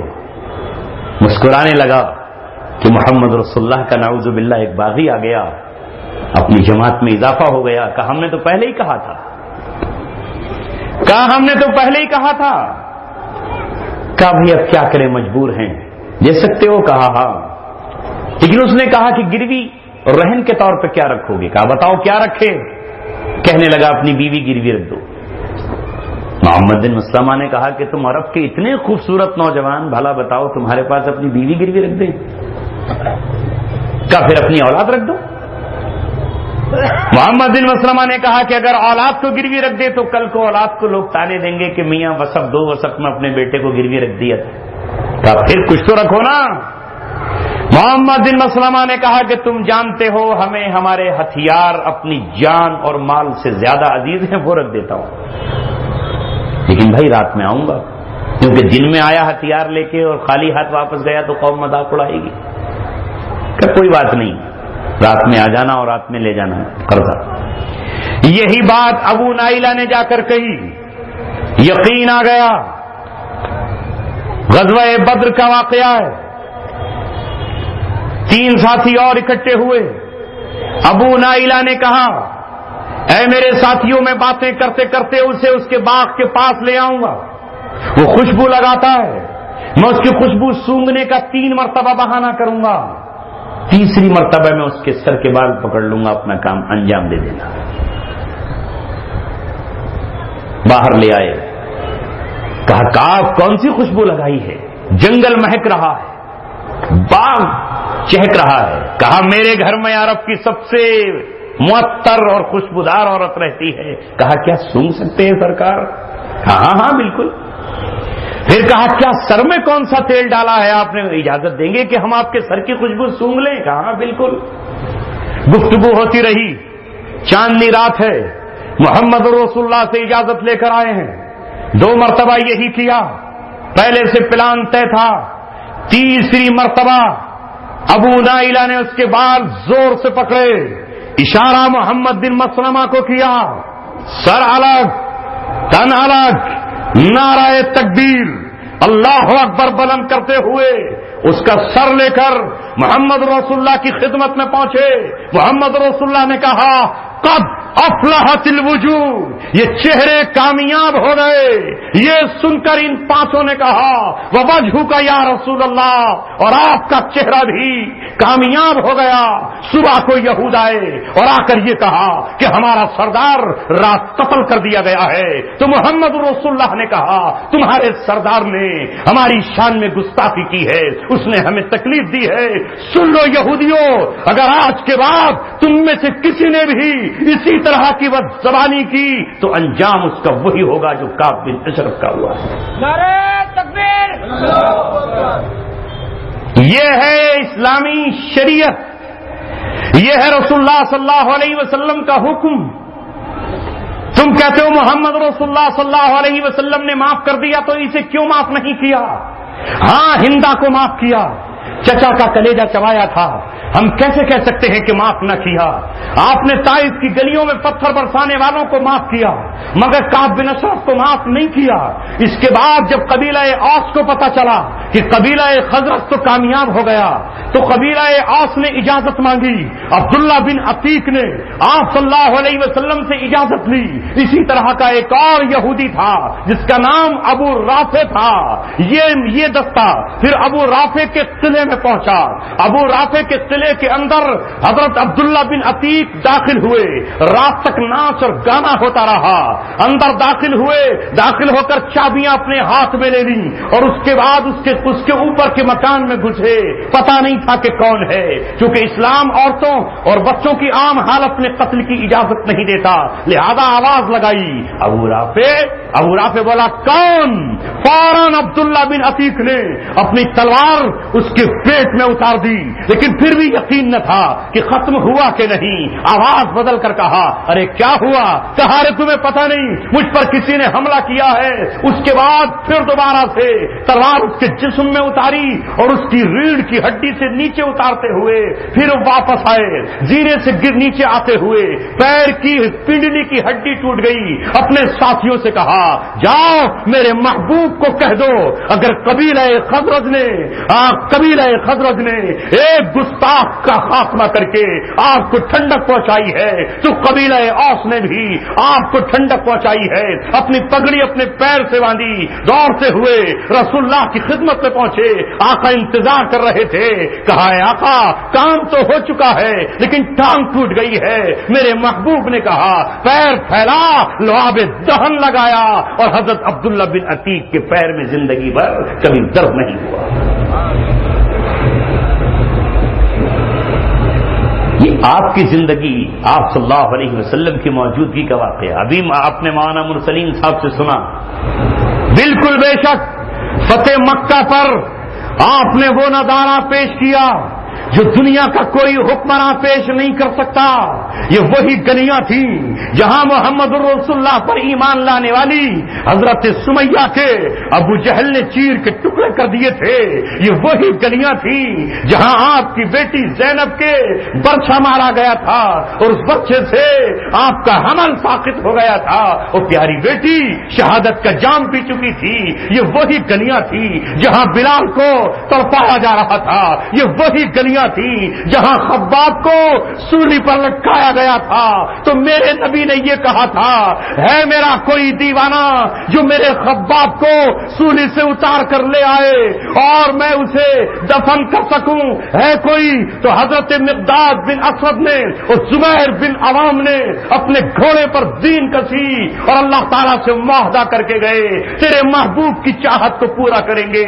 خباب کی لاش کو اتار لائے اور رسول اللہ کے قدموں میں رکھا۔ آج اس مقام پر نبی آئے، اگر کوئی اور ہوتا، اگر کوئی عرب کا شہزادہ ہوتا، اگر کوئی اور ہوتا تو خون کی ندیاں بہا دیتا، لیکن آپ نے کہا آج رحمت کا دن ہے، آج معافی کا دن ہے۔ جب سہیل سر جھکائے ہوئے کھڑے تھے، جب آپ کے سامنے بڑے بڑے سرداران قریش سر جھکائے ہوئے کھڑے تھے، آپ نے پوچھا بتاؤ میں تمہارے ساتھ کیا معاملہ کروں گا؟ تو سب نے کہا انت اخن کریم وابن اخن کریم، آپ کریم رحیم بھائی ہیں، کریم بھائی عبداللہ کے بیٹے ہیں، ہم آپ سے وہ توقع کرتے ہیں جو یوسف نے اپنے بھائیوں کے ساتھ کی تھی۔ تو آپ نے کہا لا تثریب علیکم اليوم وانتم الطلقاء، تم سب کے سب آج آزاد ہو، تم پر کوئی بدلہ نہیں ہے۔ لیکن 15 لوگ ایسے تھے جن کا نام سیرت مصطفیٰ میں لکھا ہوا ہے، آپ نے اعلان جاری کر دیا تھا یہ 15 گستاخ رسول ہیں، جس میں ابو جہل کا بیٹا بھی تھا، جس میں ابن خطل بھی تھا، ابن خطل کی 2 باندیاں بھی تھیں، اور بھی لوگ تھے۔ یہ جہاں ملے، مکے کی کسی گلی کسی چوراہے پر ملے، انہیں امن نہیں ہے، ورنہ جو اپنا دروازہ بند کر لے اسے امن ہے، جو ابو سفیان کے گھر میں آ جائے اسے امن ہے، جو ہندا کی چوکھٹ پہ پہنچ جائے اسے امن ہے، جو ہتھیار ڈال دے اسے امن ہے، جو کعبہ میں چلا جائے اسے امن ہے۔ لیکن یہ 15 وہ ہیں جو گستاخی رسول کے مرتکب ہیں، انہیں کہیں امن نہ ہو۔ وہی جو مولانا فرما رہے تھے کہ ابن خطل بھاگ گیا، پھر ہتھیار پھینک کر خانہ کعبہ میں پہنچ گیا، پردوں سے نپٹ گیا۔ ایک صحابی نبی کے اس فرمان کو پورا کرنے کے لیے بلک رہے تھے، تڑپ رہے تھے۔ حجر اسود اور مقام ابراہیم کے درمیان اس کا سر قلم کر دیا گیا۔ جب یہ پوچھا رسول اللہ سے کہ اسے تو حرم میں قتل کر دیا، تو آپ نے فرمایا احلت لی اليوم الحرم، آج اللہ نے میرے لیے حرم کو بھی حلال کر دیا۔ اس لیے ٹیلی ویژن پر بیٹھنے والے اینکروں کی باتوں میں مت آؤ، اپنے رسول صلی اللہ علیہ وسلم کی جو سنت ہے اسے بتاؤ، ورنہ یہاں ایمان جانے کا خطرہ ہے، یہاں حرام کو حلال سمجھنے کا مسئلہ ہے۔ 14 صدیوں سے یہی مسئلہ چلا رہا ہے اور قیامت تک رہے گا۔ ان 14 میں سے کچھ ایمان لے آئے، ایک کو حضرت عثمان لے آئے، جب ادھر سے لائے تو آپ نے چہرہ پھیر لیا، ادھر گئے تو ادھر چہرہ پھیر لیا، سامنے پھر لا کر کھڑا کر دیا۔ نبی پاک صلی اللہ علیہ وسلم نے کہا ارے جب میں نے چہرہ پھیرا تھا تو تم میں سے کوئی نہ تھا جو اس کا سر قلم کر دیتا۔ ایک صحابی نے کہا اللہ کے رسول اگر ایسا ہی تھا تو آپ اشارہ کر دیتے۔ آپ نے فرمایا کہ نبی کا یہ کام نہیں کہ وہ آنکھوں سے اشارہ کرے۔ کتنے واقعات میں آپ کو سناؤں۔ عمیر بن عدی نابینا صحابی ہے، اسے پتا چلا کہ اسما نام کی ایک یہودیہ عورت ہے، اور وہ عورت آپ صلی اللہ علیہ وسلم کی ہجو و توہین گستاخی کرتی ہے، شعر و شاعری کرتی ہے۔ اس نے قسم کھائی کہ اگر اللہ کے رسول بدر سے زندہ صحیح سلامت واپس لوٹ آئے تو میں اس عورت کو ختم کر کے آؤں گا۔ تاریخ بتاتی ہے، سیرت لکھتی ہے، یہ نابینا صحابی وہاں پہنچا، رات کے اندھیرے میں گیا، اس حال میں گیا کہ ایک بچی اس عورت کے سینے سے چمٹی ہوئی دودھ پی رہی تھی۔ اس نابینا نے اس عورت کو ہٹایا، اس بچے کو ہٹایا، اور اس کے بعد اس کو ختم کر کے اس کے سینے میں تلوار اتار کے محمد رسول اللہ کے پاس آئے۔ آپ صلی اللہ علیہ وسلم نے کہا سبحان اللہ، اس بینا کو دیکھو، عمیر بن عدی کو دیکھو جس نے نبی کی غیر موجودگی میں اپنے نبی کی مدد کی۔ پوری امت کا متفقہ مسئلہ ہے۔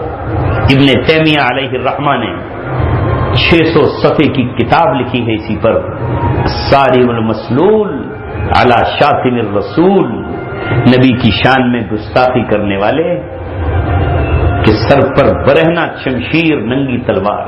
آپ ہو گئے تو پرانے دور کی باتیں تھیں۔ 1929 کا 100 سال بھی ابھی مکمل نہیں ہوئے ہیں۔ یہی ہندوستان تھا، مشترکہ ہندوستان۔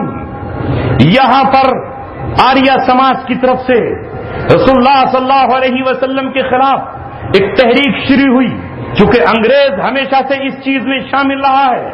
ستیاگ پرکاش کے نام سے ایک کتاب چھپی 800 صفحے کی، جس میں محمد رسول اللہ صلی اللہ علیہ وسلم پر گستاخانہ کلمات لکھے گئے تھے، اس کتاب کا رائٹر کا نام تو نہ لکھا گیا، اسے لاہور کے ایک پبلشر نے جس کا نام راجپال تھا، اس راجپال نے اسے چھاپا۔ مسلمانوں نے احتجاج شروع کر دیا، مسلمان سڑکوں پر آ گئے، اس لیے کہ اس وقت مسلمان زندہ تھا۔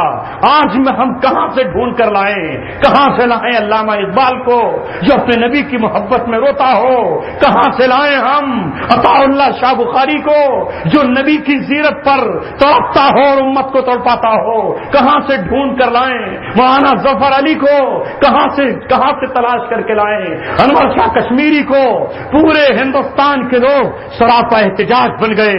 جب احتجاج شروع ہوا تو پہلے اس کی قیمت 16 آنا تھی، اس نے دوسرے ایڈیشن میں اس کی قیمت 14 آنا کر دی، پھر اس کے بعد اس کی قیمت کو اور گھٹا کر کے اس نے اس کو 12 آنا کر دیا، پھر اور گھٹایا تو 4 آنے کر دیا۔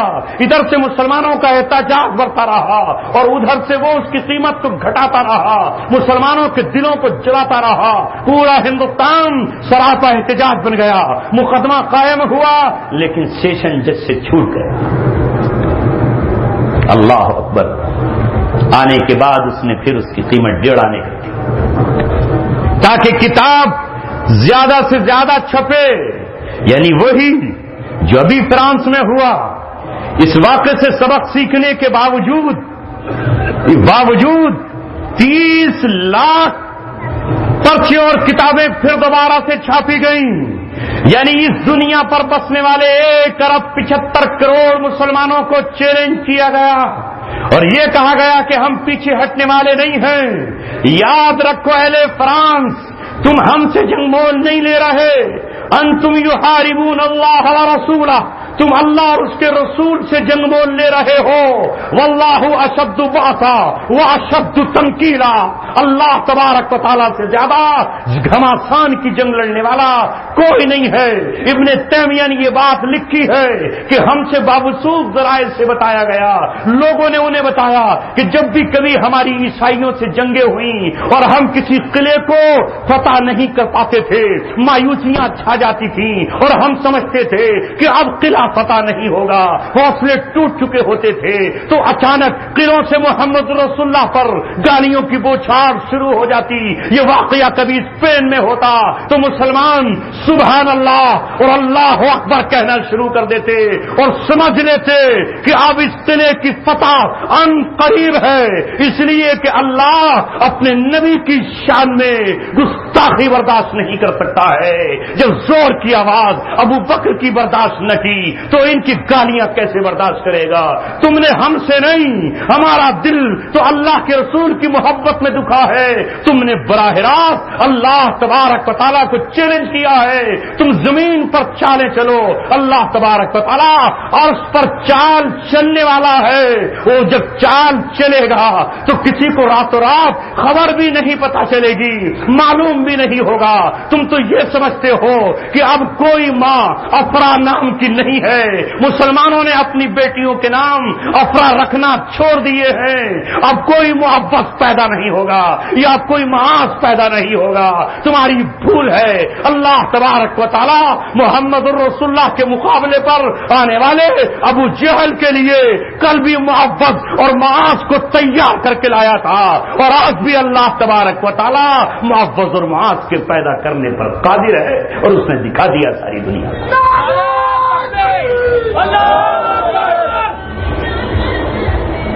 ہمیں کہو، ہم سے جو کہنا ہے دو، ہمیں جتنی گالیاں دینا ہے دو، ہمیں برداشت۔ لہذا عزیزو، اس 1927 کا واقعہ ہے یہ، 1927 میں وہ چھوٹ گیا، بس پھر کیا تھا، مسلمان اٹھ کھڑے ہوئے۔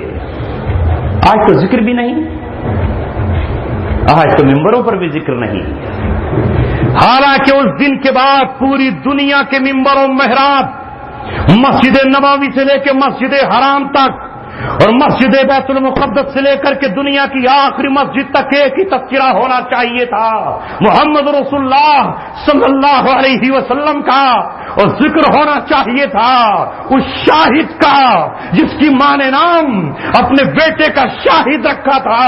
رب ذوالجلال کی قسم تو حقیقت میں شاہد تھا. شاہد کے معنی ہے گواہی دینے والا. تو نے اپنے خون سے گواہی دے دی کہ تو محمد رسول اللہ کا غلام ہے. تجھے پکڑنے کے لیے 1000 کمانڈوز پہنچے, تجھے گھیرنے کے لیے ہیلی کاپٹر فضاؤں میں گھومے, لیکن تم دونوں بھائیوں نے کہا یہ محبت اور معاذ کے ہاتھ ہے. ایک شاہد ہے تو دوسرا سعید ہے. سعید کے معنی ہے نیک وقت دنیا کی کوئی ہتکڑی نہیں جو ہمارے ہاتھوں میں لگ جائے. یہ ہاتھ تو آپ محمد بن مسلمہ سے مصافحہ کریں گے, یہ ہاتھ تو آپ عبداللہ بن عتیق سے مصافحہ کریں گے, یہ ہاتھ تو اب جا کر حضرت حمزہ سے ہاتھ ملائیں گے. پیاس لگی ہے, ماں بارود سے جل کر آئے ہیں. امی عائشہ تیرا بیٹا تیری خدمت میں آیا ہے, ایک گھونٹ مجھے جنت کی نہر تسلیم سے پلا دے. ماں خدیجہ تیرا بیٹا سرخرو ہو کر آیا ہے, پیاس لگی ہے, دنیا کی شراب نہیں پی. یہ شاہد اور یہ سعید. اللہ اکبر. میرے نبی کا جملہ اسم بامسمہ ہوتا ہے, اس لیے اپنے بچوں کے نام وہ نام رکھا کرو جو نام اچھے ہوا کرتے ہیں. سعید اور شاہد نے اپنے لہو کے قطروں سے گواہی دے دی. اشہد ان لا الہ الا اللہ واشہد ان محمد رسول اللہ. ہم پہ کیا الزام, ہم نہ انہیں جانے نہ پہچانے, لیکن میرا رب کہاں سے لے کر آتا ہے؟ خاک کے ذروں کو اٹھاتا ہے. میرا رب جب قارون کو ختم کرتا ہے تو زمین کو حکم دیتا ہے اپنے جبڑے کھول اور نگل لے, اور جب فرعون کو ہلاک کرتا ہے تو وہ فرعون جو یہ نعرے لگا رہا تھا کہ یہ نہریں میرے حکم سے بہ رہی ہیں, ان کا مالک میں ہوں, اسی نہر اسی بحر قلزم میں وہ ڈوب جاتا ہے. اس لیے ہم تمہیں ڈراتے ہیں بحیثیت دائی. ہمارا نبی بشیر بھی ہے اور نذیر بھی ہے. ہم امت وسط ہیں, ہم اس امت کی دائی قوم ہیں. ہم ان تمام لوگوں سے یہ کہتے ہیں کہ اللہ اور اس کے رسول سے دشمنی مول مت لو. جس نے اللہ اور اس کے رسول سے دشمنی مول لی ہے وہ کل بھی رسوا اور خوار ہوا ہے, اور آج بھی بنا رسوائی کے نہیں بچ سکتا. جب اس 1927 میں یہاں احتجاج شروع ہوئے تو حکومت نے دفعہ 144 لگا دی. اللہ اکبر. جہاں تہاں چرچے. آج لاہور کے دلی دروازے پر جلسہ ہو رہا ہے. ایک مقرر بولے 17 سال 18 سال کا نوجوان یا غالباً 21 سال کا نوجوان جو 1908 میں پیدا ہوا تھا, اسے پہلے مقرر کی تقریر سمجھ میں نہیں آئی. پھر جو پنجابی میں تقریر شروع کی عطا اللہ شاہ بخاری نے, اب یہ اس کی سمجھ میں آئی. آج عطا اللہ شاہ بخاری جب اسٹیج پر آئے تو آ کر پہلا جملہ کہا, اے حکومت سن لے, تیری دفعہ 144 اپنی جوتے کی نوک سے مسلتا ہوں, اور اس شان کے ساتھ ایک شعر پڑھا داغ کا, پڑا فلک کو دل جلوں سے کام نہیں, جلا کے راکھ نہ کر دوں تو داغ نام نہیں. پھر عظمت رسول پر اور ناموس رسول پر جو عطا اللہ شاہ بخاری نے بولنا شروع کیا تو بولتے بولتے بیچ میں کہا, او مفتی کفایت اللہ, او مولانا احمد سعید دہلوی, سنو, مجھے ایسا لگتا ہے کہ جیسے کہ عائشہ اور ماں خدیجہ دروازے پر کھڑی ہو اور دامن پھیلا کر یہ کہہ رہی ہو کہ ہماری شان میں بدتمیزیاں ہو رہی ہیں. تمہارے روحانی باپ محمد رسول اللہ کو نشانہ بنایا جا رہا ہے کہ کوئی ایک بھی ہمارا بیٹا نہیں، ایک بھی تم میں کوئی علی نہیں، ایک بھی تم میں کوئی دین کا سپہ سالار نہیں، یہ کہہ کر اس ادا میں کہا وہ لوگوں ذرا دیکھو تو صحیح کہیں ماں دروازے پر کھڑی تو نہیں ہے، اس انداز میں کہا کہ سب کی نظریں دروازوں پر گئیں اور لوگ بے ہوش ہو کے زمین پہ گر گئے۔ اللہ اکبر، اللہ تبارک و تعالیٰ کی طاقت دیکھو۔ ایک بڑھئی کا بیٹا، عمر 20-21 سال، نام علم الدین، وہ اس تقریر میں تھا۔ یہ تقریر سمجھ میں آئی، بڑے بھائی سے پوچھا یہ جلسہ کیا ہو رہا تھا؟ 20-21 سال کا بچہ سمجھتا کیا ہے؟ بڑے بھائی نے کہا تمہیں نہیں معلوم محمد رسول اللہ صلی اللہ علیہ وسلم کی شان کے خلاف ایک کتاب ستیار پرکاش چھاپی گئی، پھر رنگیلا رسول کے نام سے ایک اور کتاب چھاپی گئی، چھاپنے والا لاہور میں پبلشر راجپال ہے۔ کہا اچھا، بس اسی دن سے ٹھان لیا اے عطا اللہ شاہ بخاری تجھے رسوا نہیں ہونے دیں گے۔ ماں عائشہ کی خدمت میں پہنچ کر نذرانہ عقیدت السلام پیش کریں گے۔ اپنے دوست شیدے سے گفتگو شروع کی۔ شیدے کہتا تھا اس کام کو میں انجام دوں گا۔ باپ نے بلایا، بیٹے کا کام اب آری چلانے میں دل نہیں لگ رہا، اب ہاتھ سے وصولہ چھوٹ جاتا ہے۔ باپ کچھ بنانے کہتا ہے، بیٹا آج چھٹی کر جاتا ہے، کبھی اس گلی میں ہے کبھی اس گلی میں ہے۔ ایک دن باپ نے بیٹے کو ڈانٹا اور ڈانٹ کر یہ کہا مجھے لگتا ہے کہ ایک جواری کے بیٹے نے تجھے خراب کر دیا ہے، لہذا آج علم الدین سر جھکائے کھڑا ہے۔ آنکھ سے آنسو چھلک گئے۔ کہا باپ مجھے خراب کسی نے نہیں کیا ہے، عطا اللہ شاہ نے میرے دل کو جگا دیا ہے، میں اب وہ کروں گا جو مجھے کرنا ہے، تم اپنا کام کرتے رہو۔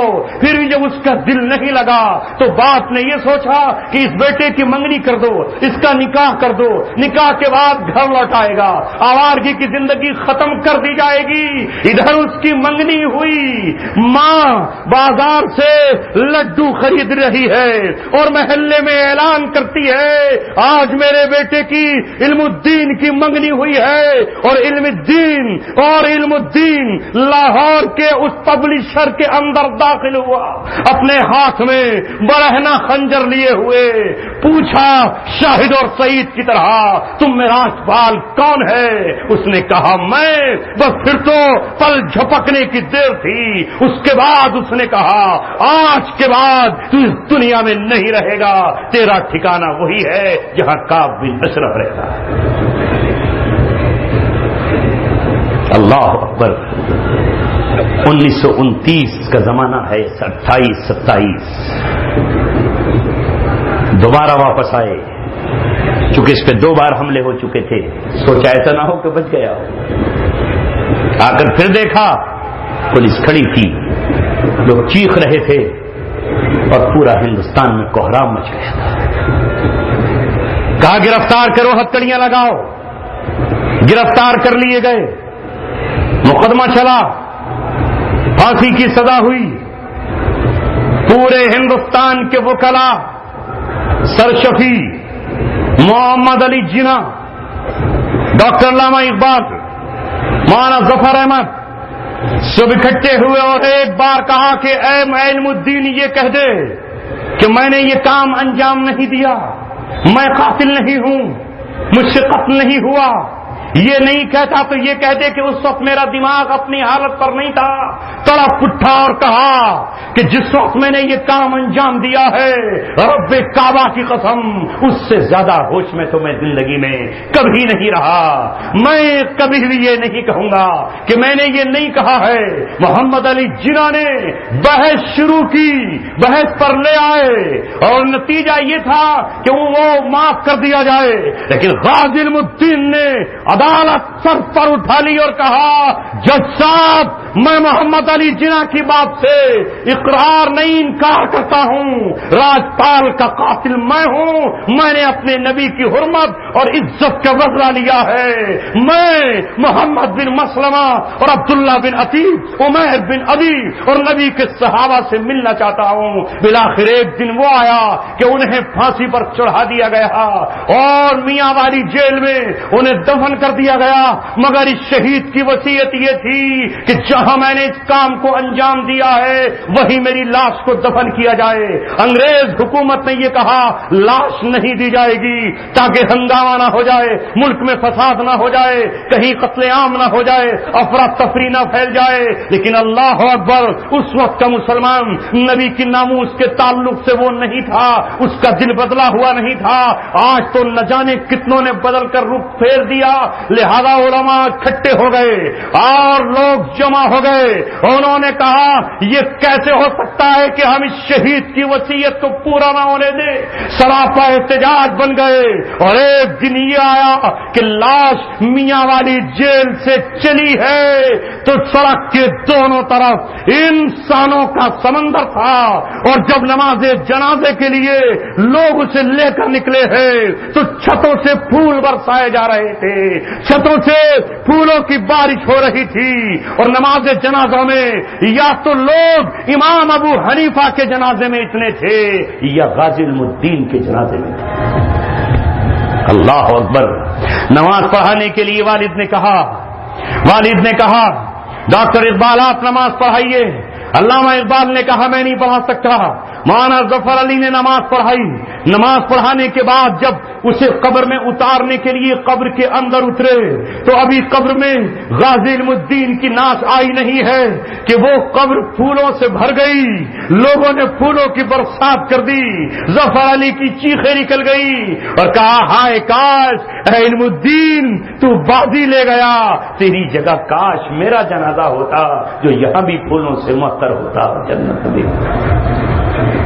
یہ ہے تبدیلی 90 سال کے اندر کہ آج کا مسلمان کھڑے ہو کر مذمت کر رہا ہے اور رسول اللہ صلی اللہ علیہ وسلم کی شان میں گستاخی کرنے والوں کی پیٹھ تھپ تھپا رہا ہے۔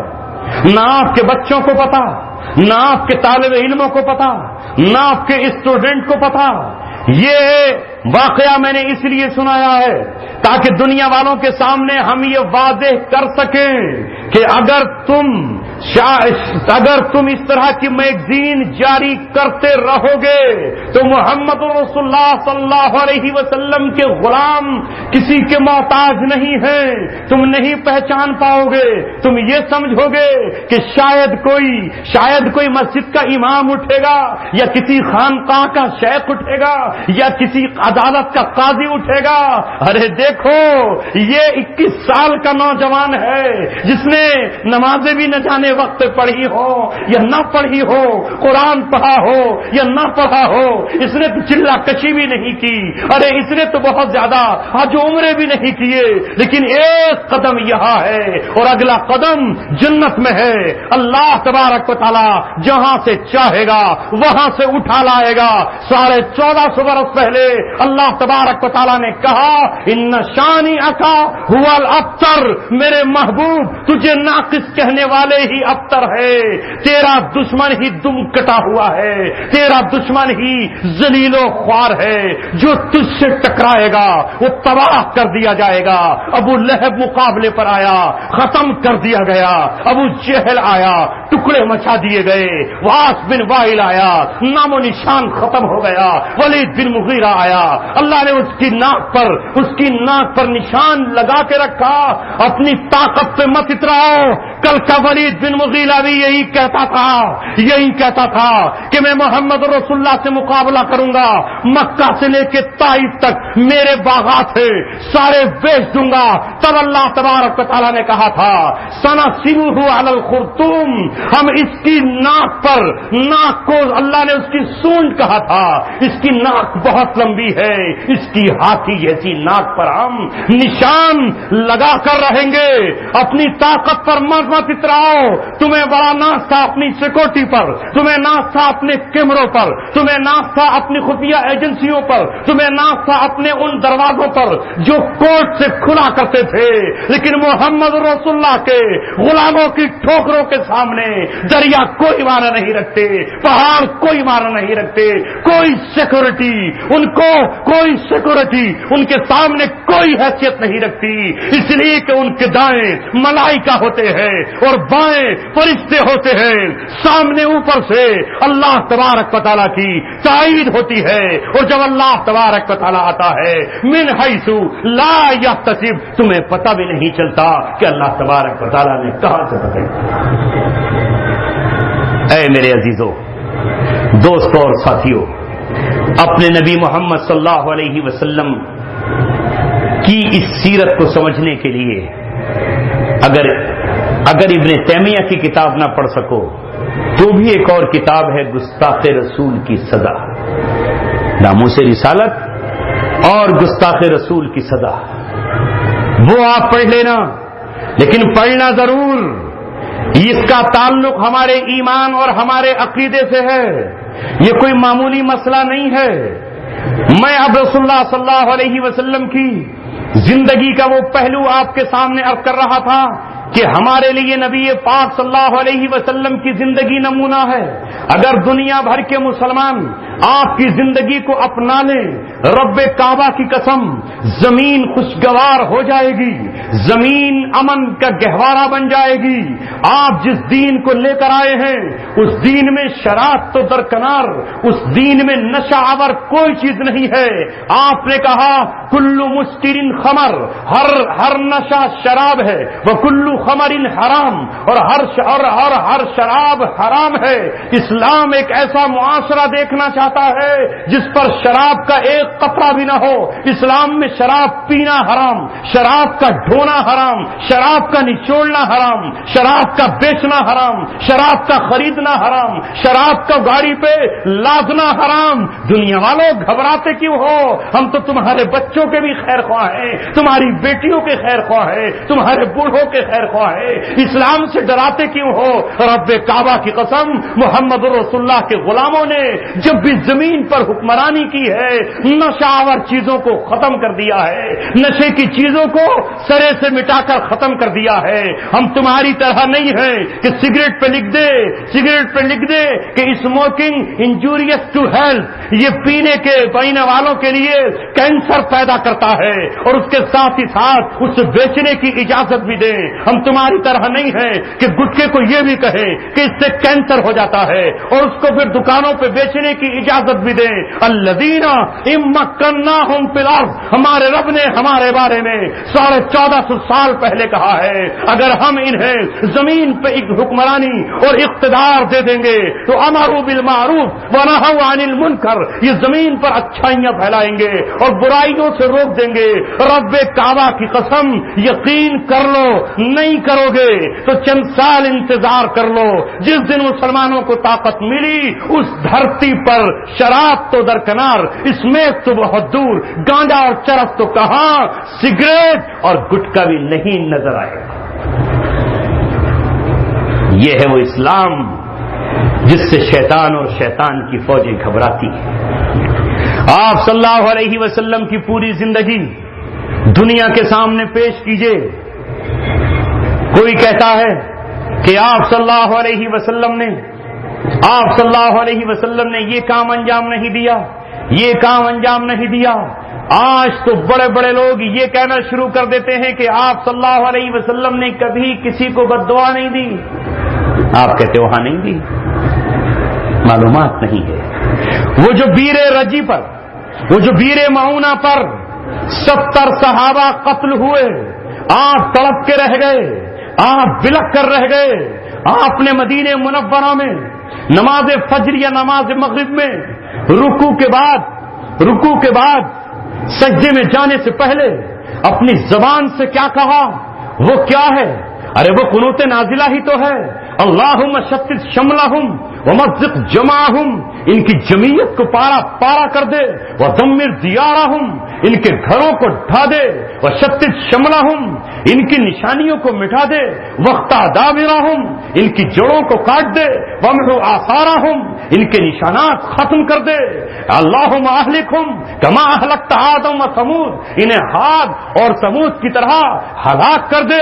یہ امام ابو حنیفہ کہیں کہ جب بھی مسلمانوں پر بلائیں نازل ہوں تو اس قنوت کو انہیں پڑھنا چاہیے، اور باقی امام شافعی اور دیگر امام یہ کہے کہ ہر روز اپنے وتر کی نماز میں، جیسا کہ آج بھی خانہ کعبہ میں اور آج بھی مسجد نبوی میں رمضان میں جب امام وتر کی نماز پڑھتا ہے تو زور سے پڑھتا ہے کہ نہیں پڑھتا، وہ یہی تو قنوت نازلہ ہے۔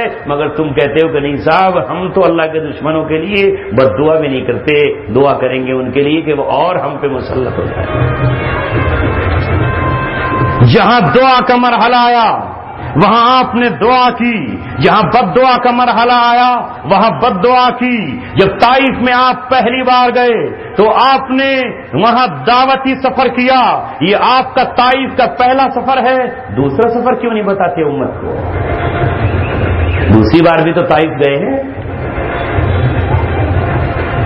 نہیں، دوسری والا اگر بتا دیا تو معاملہ بڑا خراب ہو جائے گا، حکمراں ناراض ہو جائیں گے، آقا روٹ جائیں گے، یہود و نصارہ وظیفہ بند کر دیں گے، اخبار میں جو ایڈیٹوریل لکھنے کا محنتانہ آتا ہے وہ ختم ہو جائے گا، وہ جو وظیفہ آتا ہے وہ ختم ہو جائے گا۔ دوسری مرتبہ جب محمد رسول اللہ صلی اللہ علیہ وسلم داخل ہوئے تو اب خالص زید بن حارثہ ساتھ نہیں ہے، اب 12,000 کا لشکر محمد رسول اللہ صلی اللہ علیہ وسلم کے ساتھ ہے، اور طائف کو پورے محمد رسول اللہ نے گھیر لیا اور محاصرہ کر لیا۔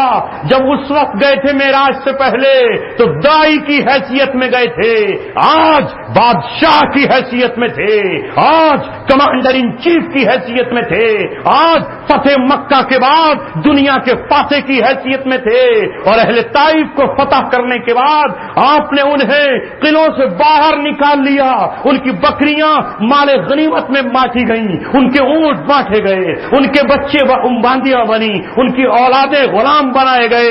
یہ الگ بات ہے کہ محمد رسول اللہ نے رحمت کو غالب کرتے ہوئے، میرا نبی رحمت کی صفت آپ پر غالب ہے، جیسے اللہ تبارک و تعالی قہار بھی ہے، اگر وہ قہار نہ ہوتا تو قوم عاد کو کیوں ہلاک کرتا؟ وہ جبار بھی ہے، اگر جبار نہ ہوتا تو قوم ثمود کو کیوں ہلاک کرتا؟ میرا اللہ عزیز ذو انتقام بھی ہے، عزیز ذو انتقام نہ ہوتا تو قوم نوح کو کیوں ہلاک کرتا؟ اسی طرح میرا نبی رؤوف بھی ہے، رحیم بھی ہے، وہ نبی مہدات بھی ہے، نبی الملحمہ بھی ہے، وہ انتقام لینے والا بھی ہے، وہ قصاص نافذ کرنے والا بھی ہے۔ لیکن جس طرح اللہ کی صفت رحمت باقی صفات پر غالب ہے، اسی طرح محمد رسول اللہ کی صفت رحمت تمام صفات پہ غالب ہے، اس لیے اہل طائف کو قتل نہیں کیا بلکہ انہیں معاف کر دیا۔ لیکن داخلہ تو فاتحانہ شان سے ہوا یا نہیں ہوا؟ یہ واقعہ نہیں بتایا جاتا، پوری سیرت بتاؤ۔ محمد رسول اللہ صلی اللہ علیہ وسلم سے لوگ کیا کہتے ہیں؟ جب آپ مدینہ پہنچے تو میثاق مدینہ کیا، ایک معاہدہ کیا۔ سبحان اللہ، بالکل اس سے کہاں انکار ہے، لیکن کتنے دن؟ تمہارا معاہدہ تو 67 سال کے بعد بھی چل رہا ہے۔ ایک صاحب نے تو لکھ دیا ابھی اخبار میں کہ ہر راہ بند ہے کوچہ دعوت کے سوا، ہر راہ بند ہے کوچہ دعوت کے سوا، لکھ دیا بس۔ محمد رسول اللہ صلی اللہ علیہ وسلم نے مدینہ پہنچ کر یہودیوں سے معاہدہ کیا، لیکن آپ مجھے بتاؤ، جب آپ بدر سے لوٹے اور آپ کو یہ پتا چلا کہ قینقاع کے بازار میں جو ان کا تاجر قبیلہ تھا، جو مدینہ کے اندر رہتا تھا، جو جیولرز تھے، ایک عورت جو برقع پہن کر آئی تھی، ایک شرارتی نے اس عورت کے برقعے کو اور اس کی نقاب کو ایک کیل میں ہلگا دیا۔ وہ عورت جب اچانک اٹھی تو اس کا نقاب چہرے سے نیچے اتر گیا، ان لوگوں نے ٹھٹھا لگایا، مگر وہ عورت ہماری آج کی عورتوں کی طرح تو نہ تھی. وہ زمین پر بیٹھ گئی اور اس نے کہا ہے کوئی میرا بھائی, ہے کوئی میرا جو میری اس غیرت کا انتقام لے سکے. ایک صحابی اٹھے جبکہ ابھی محمد رسول اللہ بدر میں ہیں, آپ واپس نہیں آئے, ان سے معاہدہ ہے. اٹھ کر اس یہودی کی دکان کے اندر بڑھے اور اس سے یہ کہا یہ کیسے ہو سکتا ہے کہ ایک بہن اپنی غیرت اور عزت کے لیے اپنے بھائی کو پکارے اور وہ یہاں سے واپس چلا جائے. تو نے اس بار تو میری اس بہن کی اس نقاب کو کیل میں ہلگا دیا ہے, لیکن یاد رکھ آج کے بعد تیری انگلیاں دوبارہ کسی مسلمان عورت کے دوپٹے تک نہیں پہنچیں گی. اس کا خاتمہ کیا, بالآخر گھیر لیے گئے, اکیلے مقابلہ کرتے رہے جب تک لہو میں ٹپکنے کا دم تھا ٹپکتا رہا. بالآخر دم توڑ دیا جب محمد رسول اللہ کو یہ پتا چلا تو آپ نے کہا بنو قینقاع نے معاہدہ توڑ دیا ہے. حضرت علی کو حکم دیا او علی اٹھ گھوڑے کو ایڑ لگا, گھیر لے بنو قینقاع کو. بنو قینقاع گھیر لیے گئے. لہذا محمد رسول اللہ صلی اللہ علیہ وسلم کے پاس عبداللہ بن ابی آیا اور آ کر یہ کہا میں آپ سے بھیک مانگتا ہوں, میں آپ سے معافی مانگتا ہوں, آپ انہیں قتل مت کیجیے, آپ انہیں جلا وطن کر دیجیے, آپ انہیں مدینہ سے نکال دیجیے. محمد رسول اللہ صلی اللہ علیہ وسلم نے بدر کے بعد بنو قینقاع کو مدینہ سے نکال باہر کیا. یہ سیرت میں ہے کہ نہیں؟ معاہدہ کیا, لیکن جب معاہدہ ٹوٹا تو یہی غزوہ کہلایا. مگر ہاں رحمت کا پہلو آج بھی غالب رہا, آج بھی معاف کر دیا. اس کے بعد پھر دوسری قوم بچی جو بنو نذیر تھے. ان بنو نذیر نے محمد رسول اللہ سے معاہدہ اس طرح توڑا کہ آپ کو دھوکے سے بلایا کہ ایک خون بہا دینا ہے اور ایک قلعے کے نیچے بٹھا کر ایک شخص سے یہ کہا کہ تو اوپر سے ایک 5 چکی کا گرا دینا, محمد رسول اللہ قتل ہو جائیں گے, کام تمام ہو جائے گا. ابھی آپ بیٹھنے ہی والے تھے کہ جبرائیل نے آ کے آپ کو مطلع کر دیا. وہ آپ کی انٹیلیجنس کے سربراہ تھے. محمد رسول اللہ کی انٹیلیجنس کے سربراہ جبرائیل ہے. آپ واپس ہوئے اور پھر حضرت علی سے کہا بنو نذیر کو گھیر لو, اور بنو نذیر کو گھیرنے کے بعد ان سے بھی یہ کہا گیا کہ 3 دن کے اندر اندر یہاں سے نکل جاؤ. یہ ذکر سورہ حشر میں موجود ہے. اللہ تعالیٰ نے فرمایا کہ اگر ان کا دوسری بار حشر نہ لکھا ہوتا تو ابھی سزا سے 2-4 ہو جاتے. یہ دوسرا حشر کون سا تھا؟ آج تو لوگ کہتے بڑے ظالم ہیں مسلمان, اللہ کے رسول نے تو سب کو معاف کر دیا, انہیں کیوں نکال دیا؟ یہ تو روتے جا رہے تھے, کھڑکیاں اپنی توڑ رہے تھے, دروازے اپنے توڑ رہے تھے اور اونٹوں پہ سوار ہو کر جا رہے تھے. نکل گئے, خیبر میں جا کر کے آباد ہو گئے. آپ صلی اللہ علیہ وسلم نے ان کو نکالا اور اللہ تبارک و تعالیٰ سورہ حشر میں بیان کرتا ہے کہ وہ کیا خیال کر رہے تھے. وہ یہ خیال کر رہے تھے یحسبون, وہ یہ خیال کر رہے تھے کہ ان کے جو قلعے ہیں وہ انہیں محفوظ کر لیں گے, لیکن قلعوں سے نکال دیے گئے.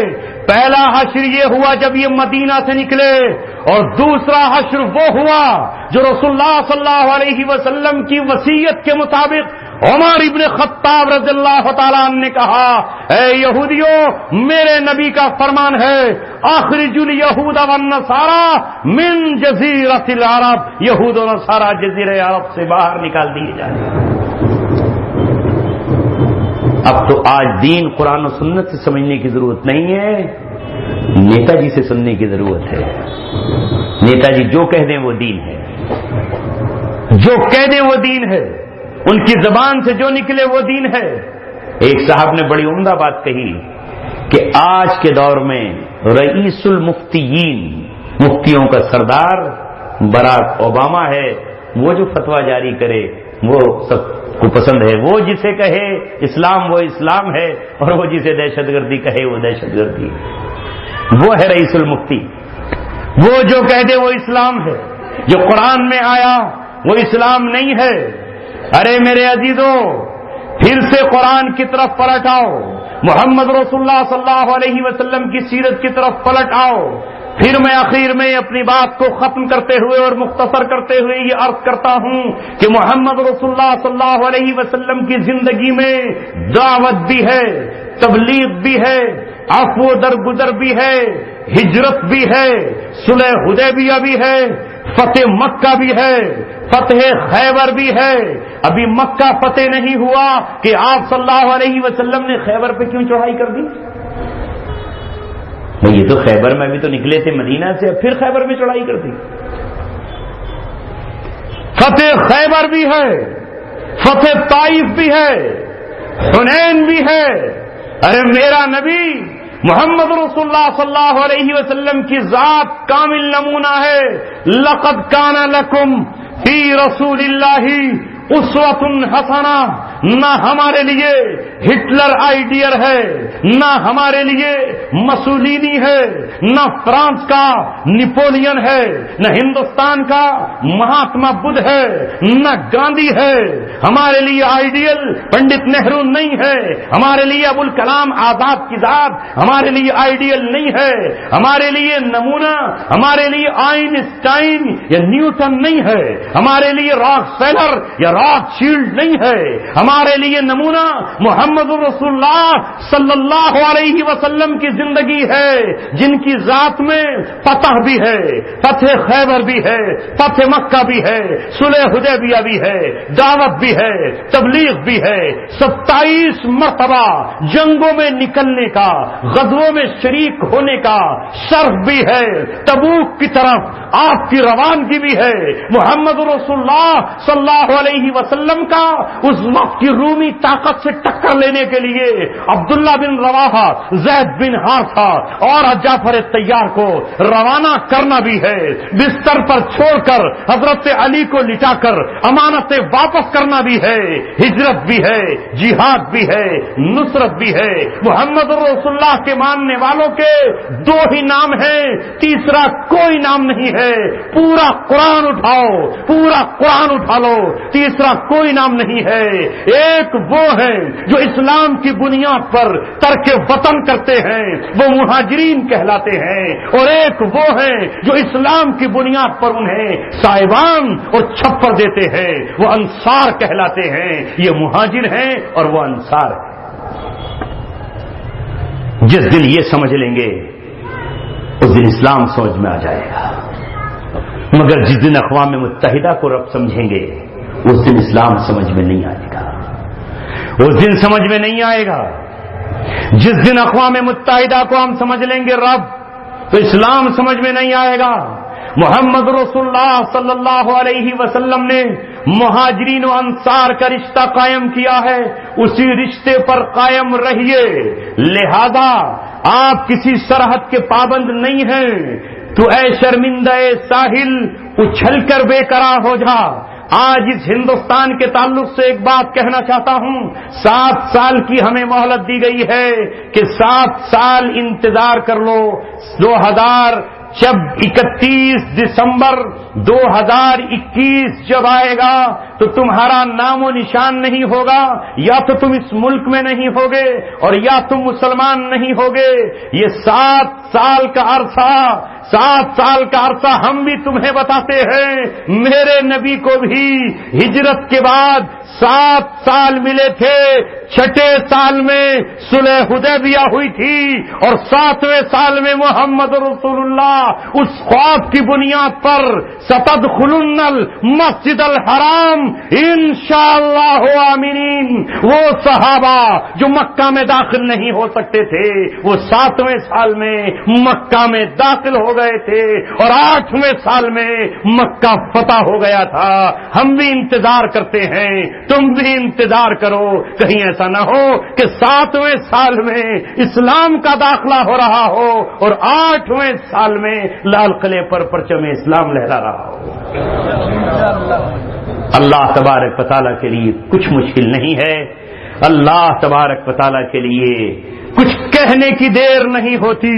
جس وقت کسریٰ اپنی طاقت پہ ناز کر رہا تھا، اور جس وقت قیصر اپنے غرور سے آسمان کی بلندیوں کو چھو رہا تھا، اس وقت اللہ تبارک و تعالیٰ نے عرب کے بدوؤں کو، عرب کے اونٹ چرانے والوں کو، عرب کے بکریاں چرانے والوں کو، جن کے پاس کچھ بھی نہیں تھا پیوند لگانے کے لیے، کپڑا میسر نہیں تو چمڑے کے پیوند لگاتے تھے، جن کے پاس رہنے کے لیے پتھر تک میسر نہ تھے تو اونٹ کی کھالوں کے خیمے بنا کر رکھتے تھے۔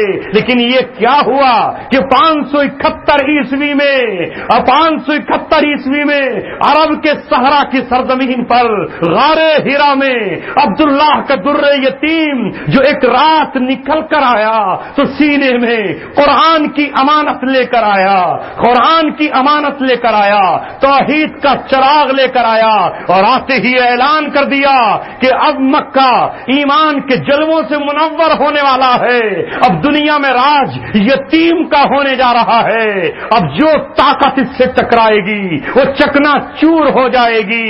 نکل کے صحرا سے جس نے روما کی سلطنت کو الٹ دیا تھا، سنا ہے قدسیوں سے میں نے، وہ شیر پھر ہوشیار ہوگا۔ اللہ تبارک و تعالیٰ نے ان سے کہا اب اونٹوں کی نکیل پکڑنا چھوڑو، اب دنیا کی گلہوانی کرو، آؤ دریائے فرات عبور کرو، اور اب کسرا کا محل فتح کرو، آؤ افریقہ کے ڈیزرٹ فتح کرو اور جا کر کے اذانیں ادا کرو، آؤ اب روم کی سرزمین پر پہنچو اور اللہ تبارک و تعالیٰ کا کلمہ بلند کرو۔ کیا کسرا نے سوچا ہوگا، کیا قیصر نے سوچا ہوگا کہ زمین کا منظرنامہ بدلنے والا ہے؟ اللہ تبارک و تعالیٰ جس وقت کا تم ہمیں بات کہہ رہے ہو وہ 21ویں صدی کا چوتھائی ہوگا، ربع صدی ہوگی انشاءاللہ، 7ویں صدی کا جب ربع آیا تھا، جب اس کا پاؤ حصہ آیا تھا تو اسلام جگمگا رہا تھا، دنیا پر ظلم بہت ہو چکا، آبروئیں بہت لوٹی جا چکی، شراب پینے والے حکومت کر چکے، عزتیں لوٹنے والے حکومت کر چکے، قتل کرنے والے قتل کر چکے، خون کی ندیاں بہ چکی۔ اب اللہ تبارک و تعالی مزید زمین پر خون خرابہ نہیں ہونے دے گا۔ اب انشاءاللہ آمنہ کے بیٹے کو ماننے والے جس کی ماں کا نام آمنہ ہے، یہی تو امن دینے والی ہے۔ ارے اس کے ماں کے نام سے بھی امن ٹپکتا ہے، وہ جس شہر میں پیدا ہوا ہے وہ شہر امین ہے، اس کے ماننے والے ایمان والے کہلاتے ہیں، اس کے ماننے والے مسلمان کہلاتے ہیں۔ انشاءاللہ ثم انشاءاللہ پوری دنیا اسلام کی چھاؤں میں آئے گی، یہ اس کی بات ہے جسے محمد کہا گیا۔ آخری بات سن لیجئے، اس محمد نے کہا رب کعبہ کی قسم ما بلغ اللیل والنہار، جہاں تک رات کی اندھیری جاتی ہے اور جہاں تک دن کا اجالا جاتا ہے وہاں تک اسلام پہنچ کر کے رہے گا۔ بذل ذلیل او بعز عزیز، جو عزت والا ہے اسے عزت کے ساتھ اسلام کی چادر اڑائی جائے گی، اور جو اس کے راستے میں روڑے اٹکائے گا اسے ذلیل اور خوار کر کے اسے بھی اسلام کے حلقے میں داخل کیا جائے گا۔ یہ وقت آنا ہے، نہ کچا مکان بچے گا نہ پکا مکان بچے گا۔ اللہ تبارک و تعالی وہ سنہری گھڑیاں، وہ حسین لمحے، وہ خوبصورت منظر، وہ خلافت راشدہ، وہ خلافت علی منہاج النبوہ کا دور ہم میں سے ہر ایک کو دکھائے۔ وآخر دعوانا الحمدللہ رب العالمین۔ جزاکم اللہ خیر و احسن الجزاء۔